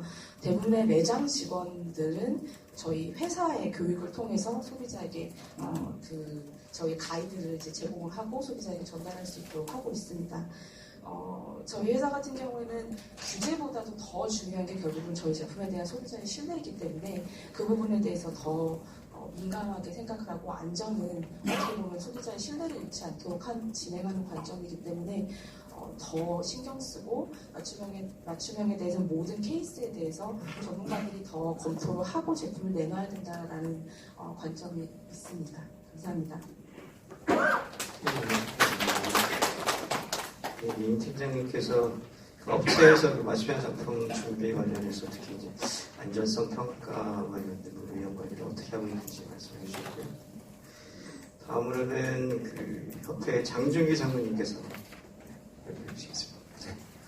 네, 화장품협회 장준기라고 합니다. 그 맞춤형 화장품은 이제 기존에 제공되어 있던 제품들이 이제 주로 색상 같은 걸 보면 한 3가지 정도 색상이 있습니다. 피부톤을 관리하는 거. 그리고 이제 아마 피부 타입별로 제공되는 것도 한 3가지 정도. 거기에서 이제 더 나아가서 1대1 피부 색이나 아니면 피부 상태에 맞는 제품을 이제 제공한다. 이런 관점에서 그 시작이 된 거라고 얘기가 되고요. 그 우리나라가 지금 이제 맞춤형 화장품 판매업이라는 제도를 도입을 했는데 실제로 그 외국에는 우리나라하고 이제 비교를 하면 제도를 외국은 결과를 그 기본으로 해서 관리하는 시스템이에요. 법 제도가. 그렇기 때문에 외국은 현재 그 법 제도 하에서도 지금 우리나라 같은 맞춤형 화장품을 할 수가 있습니다. 그러니까 규제가 있지는 않아요. 별도로 규제가 있지는 않고 우리나라 같은 경우는 이제 과정을 관리하기 때문에 우리나라는 예를 들어서 제조를 하기 위해서는 어떤 요건을 갖추고 제조업이라는 걸 등록을 해야 됩니다. 뭐 시설 요건이나 대표자 자격이나 그다음에 제조 판매업을 하려면 또 그 제조 판매 관리사를 둬야 되고 뭐 안전관리 기준을 제정을 해야 되고 여러 가지 요건이 있죠. 그런 사람만이 그 행위를 할 수 있도록 하는 제도를 갖고 있었기 때문에 외국은 현재에도 이제 그런 걸 할 수 있으나 우리나라에서는 매장에서 일부라도 제품을 변형해서 공급하는 게 불가능했죠. 그러니까 심지어는 이제 제품을 소량으로 나눠서 공급하는 것도 현재 제도 하에서는 불가능한 상황이거든요. 그런 것들을 이제 이번에 풀었는데 우리나라의 이제 그런 특성에 맞도록 사전 관리하는 형태로 하다 보니까 맞춤형 화장품 판매업이라는 게 이제 도입이 됐고 거기에 요건을 이제 갖추도록 한 것 중에 하나가 조제관리사입니다. 이제 조제관리사를 국가 자격증이 있는 사람을 두도록 했고 그런 사람만이 그 업 신고를 할 수 있도록 그렇게 요건을 마련을 한 거고요. 그다음에 아까 그 정의에서도 이제 보시다시피 사실은 모든 것을 새롭게 다 만들어가지고 공급하는 형태가 아니라 이미 뼈대라고 하는 내용물이 있어야 됩니다. 이제 요건이.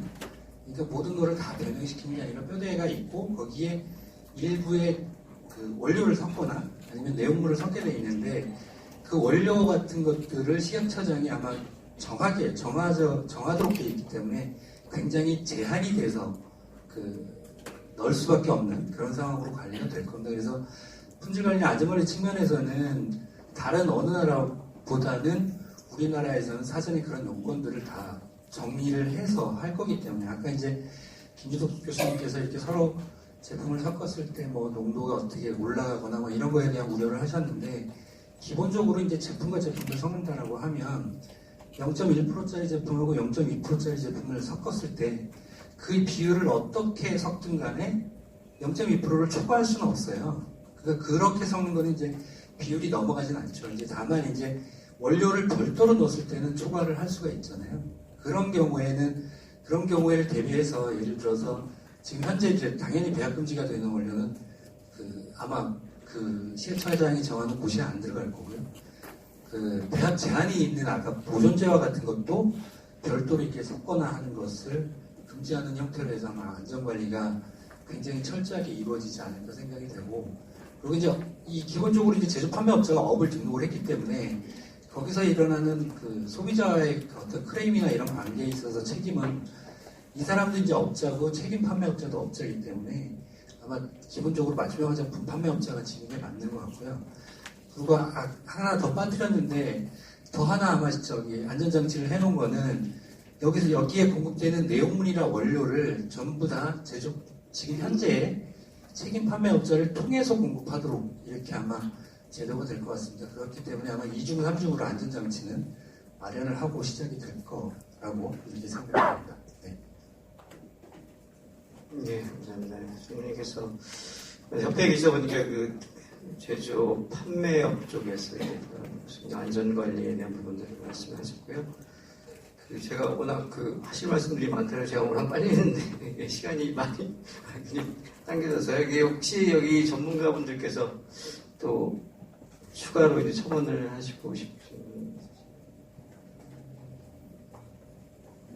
그래서 이제 원료를 조제관리사가 다룰 수 있는 원료를 제한해가지고 두는 경우를 이제 상정을 해놓고 보면 사실 할 수 있는 게 많지가 않고 기존에 이미 소비자들이 그리고 우리가 그런 것들을 하지 않았기 때문에 우리나라 시장에서 제품이 굉장히 다양화되어 있어요. 그래서 소비자들이 다양한 제품들을 굉장히 여러 방식으로 자기 방식에 맞게 하는 거에 굉장히 익숙한 소비 패턴을 가지고 있고 그 기술이 전 세계 소비자 중에 가장 훌륭한 그런 것들을 실현해 가고 있다고 생각하는데 그게 우리나라가 형성하고 있는 화장품 시장의 특성을 소비자들이 자기의 소비 패턴에 또 반영하는 거죠. 같이 연동해서 그런 작용들이 나타나니까 그게 따로 이렇게 떨어져 생기지 않거든요. 그래서 굉장히 브랜딩을 잘해요. 우리나라 소비자들이 보시면. 그래서 그렇게 봤을 때 제안을 하게 되면은 실제로 새롭게 되는 서비스가 무슨 차별성이 있고 어떤 뭐 비용을 부담하면서까지 할 정도의 뭐가 새로운 게 있느냐 하나 있다면은 약간의 정보를 추가적으로 받는 수준 정도. 그리고 지금 뭐 매장에서 그 소비자들이 화장품을 매장에서 구경만 하고 다 모바일 가서 사잖아요. 그런 것들을 매장으로서 끌어들이는 정도의 효과 정도. 그래서 기존의 화장품을 생산하는 업체 입장에서는 부가 서비스가 보다 더 다양화하고 그걸로 매장에서의 방문객들을 좀 더 끌어당기는 정도 수준의 어떤 마케팅 뭐 이런 것들을 하는 정도라고 생각이 되는데 그거에 비해서 사실은 소비자 영역에서 허위 가장 광고라든지 또는 전혀 관리되지 않은 새로운 원료를 첨가해서 대단한 새로운 기능성이 있는 것처럼 소비자를 끌어들인다든지 이런 사실은 그 소비자들이 감수해야 되는 이런 이제 시장에서의 리스크 부분들이 굉장히 다양하고 많을 수 있다. 그래서 사실 이렇게 봤을 때 실제로 생기는 편익보다는 오히려 시장의 혼탁이라든가 기존에 관리되었던 방식들의 어떤 패턴들도 변화하거나 또는 조제관리사들이 별도, 그러니까 화장품 제조업체와 독립된 별도의 매장을 자기가 다양한 화장품 제품들을 놓고 차려서 그거 여러 회사의 화장품 제품들을 브랜딩해가지고 자기 나름대로 뭔가를 만들었을 때 이게 이제 어디까지가 관리 가능한 거냐. 그 국가 자격을 줬으면 그 정도는 다 할 수 있는 정도 수준으로 폭을 확 넓혀버리면 생겨나는 시장에서 리스크 부분은 확 커지는 이 사이에 좀 왔다 갔다 하는 게 아닌가 싶은 생각이 들어요. 법정문만 보면 실제로 굉장히 국가 자격으로 주재관리사 자격을 준다고 하는 거는 굉장히 다양하고 폭넓은 원료들을 활용해서 브랜딩을 할 수 있는 정도 수준의 자격을 사실은 부여하는 거라고 상정이 되거든요. 그래서 굉장히 꼼꼼하게 사실은 시장에서 이후에 사후에 생기는 뭐 허위 가정경우 문제, 또 크레임에 대한 문제, 크레임 처리 과정에서의 문제, 또 트러블 생겼을 때 배상의 문제, 뭐 이런 다양한 부분들을 굉장히 디테일하게 나름대로 준비를 해야 가능하지 않겠는가 이런 생각을 좀 더 해보게 됩니다. 소비자 우려가 굉장히 크다는 것도 맞는 말씀이고요. 근데 저희가 2016년에 설문을 굉장히 다양하게 해봤었는데요. 그때 이제 맞춤형 화장품을 사용을 해본 분들은 만족도가 굉장히 높았습니다. 90% 이상으로 맞춤형 화장품을 또 사고 앞으로도 구매 의사가 있다. 근데 이제 가장 우려하는 게 바로 이제 위생관리 및 부작용 우려 그리고 법적 규제 강화 필요성은 계속적으로 지속적으로 많이 말씀을 하셨던 부분이고요. 그래서 아마도 이 책임 권한에 대한 부분이 가장 큰 향후에 그런 문제가 되지 않을까 좀 이런 생각은 하고요. 아마도 시장에 활성화는 저는 조금 긍정적으로 보긴 하는데요. 자 이제는 패널 토론을 좀 들어보셨고요. 그래서 이제 오늘 오신 그 방청객 여러분들의 의견을 듣겠습니다. 그래서 지금 제도 시행 방안 그리고 제언, 질문 손을 들어주시면 마이크를 전달드리도록 하고요. 간단하게 말씀해 주실 때는 그 소속이라던가 성함을 말씀해 주시고 질의해 주시면 감사하겠습니다. 주제 발표 내용 중에 이제 궁금하신 점에 대해서도 질문이 가능하고요. 그리고 이제 질문하실 경우에는 여기 계신 분들을 이렇게 지목해서 질문을 해주셔도 될 것 같습니다. 예.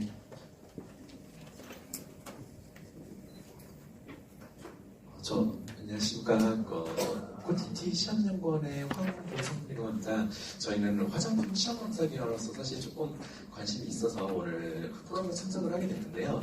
사실 아까 지금 김준호 교수님이 말씀해주신 부분 같은 부분들이 사실은 저희 쪽에서도 조금 신경이 쓰이는 부분들이기도 한데요. 예를 들어서 알부틴 같은 경우는 조금 그 pH라든지 혹은 포도당 분야에서 좀 불안정한 걸로 알려져 있습니다. 그런데 기존에 내가 그런 부분들이 사실은 블렌딩 함으로써 조금 히드로퀴놀이 나올 수 있는 부분이라든지 혹은 블렌딩 초반에는 블렌딩을 초반했을 때, 그러니까 마찬가지로 초반에 조제를 했을 때는 그게 문제가 안 생기다가 추후에 사실은 그게 문제가 생길 수 있는 부분도 있을 것 같기 때문에 시간의 흐름에 따라 뭐가 분해가 더 된다든지 그런 부분에 대해서도 조금 세부적인 방안이 좀 마련이 되었으면 좋겠다는 생각을 좀 했었고요. 예를 들어서 그러니까 조제가 된 상태에서 초반에 조제가 됐을 때하고 또 나중에 조제가 되고 좀 시간이 지난 다음에 그런 차이에 대한 좀 세부적인 방안이 좀 마련이 되면 어떨까 하고 제안을 드리고요.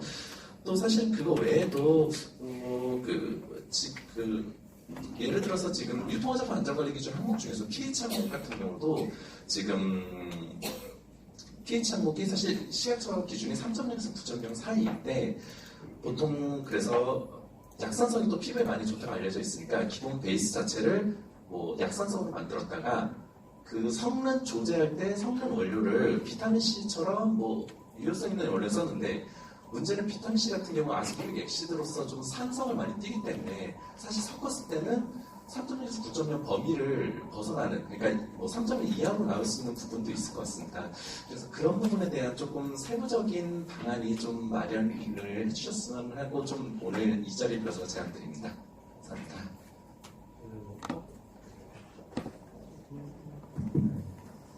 제가 이제 진짜 그게 가장 우려되는 겁니다. 저는 이제 화장품을 오랫동안 연구를 하면서 제가 이게 맞춤 화장품 처음 나왔을 때도 혼합이 되었을 때 우리가 화장품이라는 것이 안정되는 어떤 그 상태에서 어떤 호모 믹스를 돌린다든지 핸드 믹스를 돌린다든지 혼합 시에 유화 자체가 다 깨지거든요. 그랬을 때 그 안정에 따른 아까 이야기했던 알부틴 문제든지 또 pH 범위든지 이런 문제들이 굉장히 그 문제가 많이 발생할 수가 있어요. 그래서 저희가 이제 그럴 때는 판매할 때 사용 기한 같은 경우를 꼭 표기를 해야 되는 그런 문제점도 있고, 그래서 그런 것을 어떻게 이제 해결해야 될지, 그래서 제조 아까 관리사 자격증인가 그쪽에서 얼마나 이런 사람들이 이런 것을 알고 해야 될지 굉장히 아마 여기서 가장 많은 사람들 중에 그 자격증을 갖다 어떻게 시행할지, 그 범위가 아까 네 과목이라고 과장님이 했는데 그게 아마 거기에서 그런 것을 잘 다뤄야만이 그에 대해서 그냥 이렇게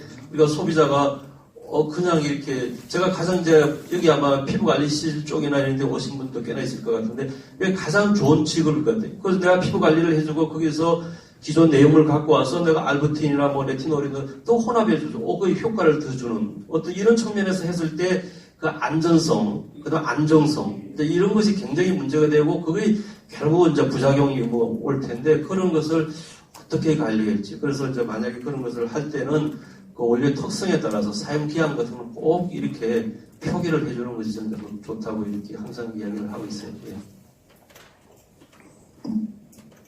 또 질문이나 제안을 해주십시오.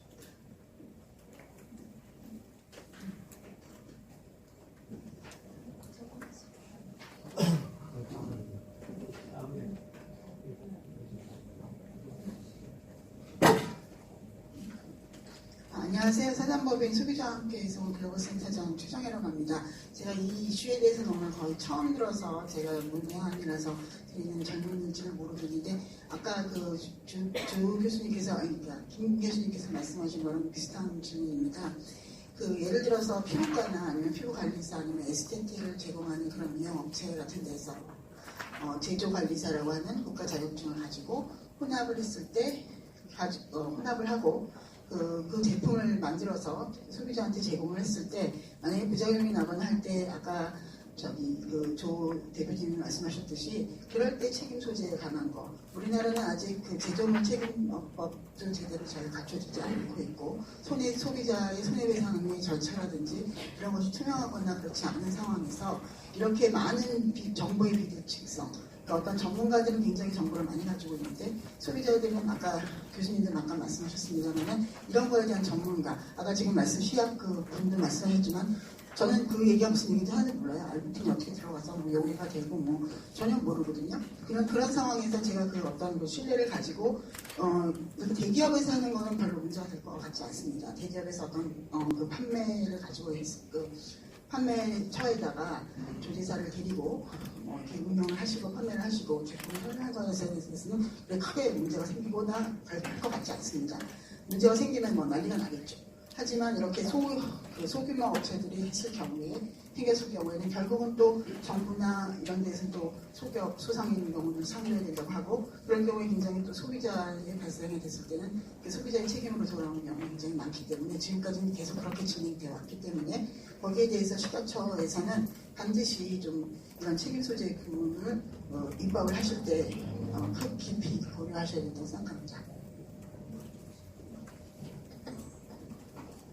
네.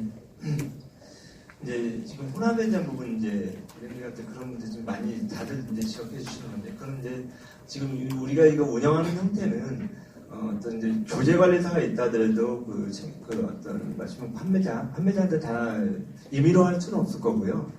지금 이 제공되는 어떤 지금 책임 판매업자들이 어떤 브랜딩하는 그 원료의 그 종류라든지 그리고 그 레인지 함량의 이런 부분까지 다 이제 여러 가지 이용이 나올 겁니다. 맞춤형 화장품 할 때 개인은 100% 맞는 그런 건 안 될 거라고 보고요. 한 그 케이스가 한 수백 가지 정도 이내에서 그 정해질 거라고 보고요. 케이스들이 제공되는 케이스들이 한정이 되어 있기 때문에 그 부분에 대해서는 미리 사전에 시뮬레이션 한번 다 하고 시험검도 다 하고 그런 형태의 그 기재들이 제공이 될 거고요. 그리고 맞춤형 판매장에서는 그 범위 안에서 처음에 이제 조제해서 판매하는 그런 형태가 될 거라고 봅니다.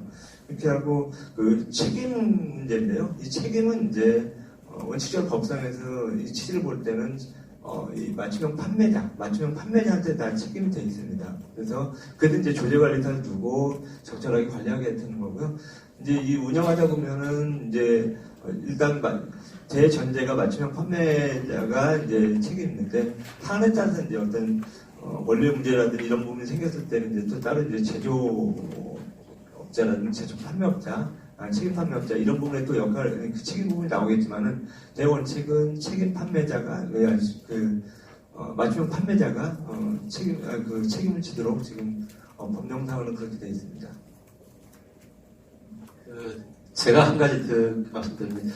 우리가 사실은 2003년인가 PL법, 제조물자 책임자법을 시행할 때 우리 화장품에서 굉장히 고민을 많이 했습니다. 특히 이제 기능성 화장품에 대해서. 기능성 화장품은 정부에서 허가를 내주는 제품이기 때문에 과연 이것을 소비자들이 사용했을 때 정부를 믿고 사용해도 왜 나는 미백에 효과가 없는지 출연 개선에 효과가 없는지 굉장히 우려를 했거든요. 그래서 협회에서 굉장히 또 고민도 많이 하고 그것의 대체를 굉장히 많이를 했었어요. 근데 막상 이렇게 PL법이 시행되고 해보니까 생각보다도 그렇게 많지 않았어요. 우리가 일본의 사전조사도 일본에서도 이제 그거를 제조물자 책임자법을 먼저 시행을 했을 때 그거는 문제점이든지 많은 것을 우리가 대비를 하고 있었는데 막상 이렇게 그걸 해보니까 크게 이렇게 우려될 건 아니더라고요. 그래서 지금은 우리가 이런 우려사항을 갖다가 이렇게 생각을 하고 또 이렇게 또 점검하는 것은 좋은데 너무 막 이렇게 시행하기 전부터 막 이런 것까지는 여러 가지 변수를 생각하는 것은 조금 더 우리가 우려가 있지 않나 생각되어지고, 일단은 하나하나 나오는 것에 대해서는 식약처에서 하나하나 또 고민을 또 해보고 전문가들의 의견을 듣고 이렇게 해야 될 것 같아요. 저희들이 PL법이 굉장히 저희들로서는 특히 기능성 화장품에 대해서 소비자들이 얼마나 클레임을 걸까 하는데 생각보다는 그렇게 많지 않았다는 것을 알고 싶습니다.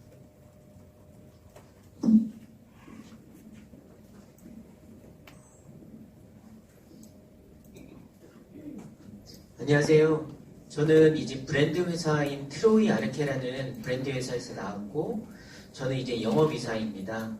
그래서 저희 회사는 이제 9년 전서부터 1:1 맞춤 처방 화장품이라는 브랜드 트로이 아르케를 런칭을 하였습니다. 그래서 오늘 피부에 맞는 맞춤 처방 화장품이라는 컨셉을 갖고 지금까지 이제 판매를 해왔고, 제가 하는 일은 이제 영업 전선에서 일을 하고 있는데, 현재는 25개국에 수출, 그리고 국내에서는 피부관리실에 상품을 공급, 그 다음에 소비자들에게도 상품을 판매하는 일을 총괄하고 있습니다. 제가 김성진 과장님께 부탁드리고 싶었었던 부분은 법이라는 것이 아무래도 우리 모든 국민을 보호하고 또 최소한의 것을 또 보호하고자 좋은 정책들을 많이 만들어 주시리라 생각을 합니다. 근데 이제 제가 해외 수출을 이제 다니면서 전 세계에 있는 해외 대형 박람회들은 제가 다 참여를 하고 있습니다. 저번 달에는 유럽 볼로니아 코스모프로프에도 나왔고, 다음 달에는 러시아 모스크바 인터참도 이제 참여를 하게 되는데, 제가 이제 실제적으로 한국 화장품을 수출을 했을 때 한국 화장품이 어떤 경쟁력이 있을까라는 부분들을 많이 고민을 합니다.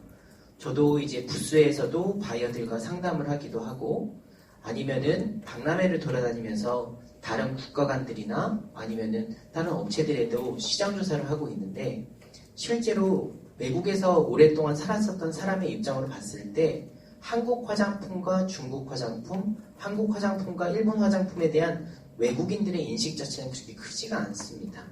그리고 저희가 이제 이런 포럼에, 유럽 포럼에 나가서 한국 K-뷰티에 대한 부분들을 설명을 할 때도 생각보다 우리나라 화장품에 대한 어필이 K-뷰티 하지만 실제로는 현장에서는 또 그렇게 또 느껴지지가 않습니다. 그래서 제가 이제 꼭 부탁드리고 싶었었던 것은, 많은 우려도 있고 상품을 섞는 데 있고 맞춤을 하는 것에 있어서는 우려와 좀 걱정도 좀 있겠지만, 저는 가급적이면 우리나라의 화장품이 경쟁력을 갖기 위해서는 조금 더 긍정적인 방향 쪽으로 보고 이런 법들을 진행을 하면서 이런 것들을 세부적으로 조율을 해나가는 게 좀 좋을 것 같습니다. 그 이유는 이미 영국, 프랑스 이런 유럽 국가들에서는 일반 피부관리샵에서도 화장품을 섞어서 판매할 수 있도록 할 수 있는 그런 브랜드들도 있고, 또는 기계들도 나와 있는 편이긴 합니다. 그런데 불구하고 우리나라는 이제 물론 아모레퍼시픽이라는 회사에서 오래전서부터 진행을 해왔지만 이게 확산적으로 되지 못했었던 데는 여러 가지 이해관계들이 전 존재하고 있을 거라 생각이 들거든요. 예를 들어서 제조사의 이런 마켓쉐어에 대한 부분들도 있을 것이고, 브랜드 회사에 대한 마켓쉐어가 있을 텐데, 모든 소비자의 그 관점이나 소비자의 이제 혜택 쪽, 또는 이제 국가의 브랜드를 확장할 수 있는 쪽으로 이제 법을 좀 개정을 한다면은 저희 같은 기업들이 조금 더 열심히 해외에서도 영업하고 국내에 있는 많은 소비자들에게 혜택을 주고자 노력을 하고 싶습니다. 그래서 저는 조금 더 현장에서 뛰는 사람으로서는 최소한의 보호를 하되 조금 더 마케팅, 확장성, 부가가치를 만들어낼 수 있는 것들을 좀 만들었으면 좋겠다는 게 제 의견을 꼭 전해드리고 싶었습니다. 네. 지금 이제 정부 당국이라는 게 그래요. 규제를 완화하는 부분이 굉장히 힘들거든요. 특히 이제 안전 부분에서는 규제 완화하는 부분은 굉장히 좀 저희가 경계해야 될 부분이고 신중해야 된다고 봅니다. 그래서 근데 이 맞춤형 화장품이 이제 저희가 시도하려고 하는데, 사실은 이제 아까 얘기했지만 이제 다른 회사에서는 이미 이제 예전에 개인 맞춤형 화장품이라는 걸 한번 시도한 적이 있습니다. 그래서 그때 어떻게 했냐면은 이 안전 확보가 돼야 되기 때문에 지금 우리가 화장품을 생산하는 그 업체에서는 라트별로 다 품질 검사를 완료한 다음에 출시하도록 하고 있습니다. 그래서 이제 이 맞춤형 화장품이라는 유형이 없었기 때문에 A라는 그 회사가 할 때 현장에서 만들 때는 한 사람한테 이 제품을 개인 맞춤형을 제공하기 위해서는 한 4-5개의 샘플이 더 나와야 되는 거예요. 보관품도 있어야 되고 이제 어떤 그 테스트 검사하는 그 샘플도 있어야 되고 하기 때문에 이제 그렇게 해서 시작을 했던 부분인데 이제 아마 이게 모체가 그렇게 시작을 했던 것 같아요. 그렇게 했는데 이 부분 이제 지금 이제 하시는 형태가 제가 어떤 형태인지 모르겠는데 이 부분을 저희가 여태까지 이런 부분은 이제 아까 그 맞춤형 화장품 쉽게 도입하지 못했던 부분은 가장 저희가 우리 여러 분들은 이제 분들이 걱정하신 것처럼 안전성 문제를 확보하는데 어떻게 확보할 거냐 그 부분에 대해서 많은 고민이 있었기 때문에 이 제도 도입이 좀 늦어졌고요. 그래서 좀 아까 말씀드린 대로 이제 우리나라 화장품 기술이 굉장히 글로벌 수준, 세계적인 수준이 됐고 또 관리할 능력이 생겼다. 제조업체나 이 책임 판매업자들이 그런 어떤 능력이 그런 이제 자격이 생겼다 그런 어떤 시점이 됐다고 봅니다. 그래서 이제 스스로가 이제 이 제품 이런 맞춤형 화장품을 공부할 때 그런 스스로 어떤 그런 거에 대해서 안전성을 확보한 다음에 이제 소비자한테 공급이 될 거라고 봅니다. 그래서 지금 말씀하신 대로 저희가 이런 부분에 있어서 이 화장품 이 시행을 하면서 지금 시공사업을 하고 있는데 저희가 지금 제안도 많이 받고 있습니다. 지금 현장 방문해서 많이 제안을 받고 있고 그 형태에 대해서도 좀 그런 부분에 대해서는 저희가 안전 확보고 안전성 문제가 아닌 어떤 그런 절차에 대해서는 저희가 과감히 그 부분에 대해서는 저희가 규제를 완화할 겁니다. 안전성이 확보되는 상태에서 소비자한테 보다 우수한 제품이 공급되는 어떤 그 절차상의 문제라면 그 부분에 대해서 제가 과감히 규제를 개선해서 시행하도록 하겠습니다. 예, 한국소비자단체 이문경 사무총장입니다. 우려할 말씀을 전 안 할 수가 없는데요. 그러니까 이제 피해법도 얘기하고 또 소비자와 함께해서도 얘기를 했는데 한국은 집단소송제나 징벌적 손해배상이나 이런 행정적 제도가 없는 상태입니다. 그런 상태에서 지금도 사실 방문 판매로 고객의 판매원들의 유인하기 위해서 고가 판매에 화장품 판매로 피해를 보는 소비자들이 있는데요. 소비자 문제는 내가 안 걸리면 나는 0이지만 내가 걸리면 100입니다. 적당한 수준에서 걸리는 부분이 없어요. 그런 차원에서 유념해 주셔야 되는데 특히 지난번에 우리가 그 핸드메이드 업체들 전기용품 안전관리법이 큰 브레이크를 걸렸는데 핸드메이드 업체들이었습니다. 핸드메이드 업체가 1인 업체들이 많기 때문에 어마어마한 숫자들이 있고 그걸 관리할 수가 없어요. 근데 지금 이 업법으로 보게 되면 조제관리사라고 하는 것도 1인 가구, 1인 기업으로 판매될 수 있고요. 또 하나는 중개업체 책임을 어떻게 할 거냐라고 하는 부분이 여기 아주 깊숙이 녹아 들어가 있어야 됩니다. 왜냐하면 요즘 다 온라인으로 많이 하고 있는데 온라인 플랫폼들한테 이 맞춤형 판매업자로서의 책임을 어떻게 부여할 것인지 사실 좀 안 그려지거든요. 근데 여기는 규제 혁신이란 말이죠. 그러면 이 업법을 조금 더 활성화시키려고 한 건데 그 규제가 이 뒷단에 들어가게 되면 이게 다시 무거워진다고 생각해서 아마 반발들이 많을 건데 이 안전성을 그런 데서 어떻게 행정이 가져갈 것이냐라고 하는 부분에서 저는 고민을 많이 해주셔야 된다고 생각이 들고 또 하나는 여기쯤 와 계신 분들이면 사실 저는 걱정하지 않는다고 생각합니다. 조제관리사로 아까 말한 대로 1인으로 가거나 지금 피부관리실에서 운영돼서 하고 계신 분들이 아마 이 자격증 받아서 그냥 나가서 하실 건데 안전이나 이런 거를 최대한 어떻게 담보하고 갈 것이냐 하는 거고 또 하나는 불행하게도 한국이 부작용에 대한 그 체계적 관리가 되어 있지 않습니다.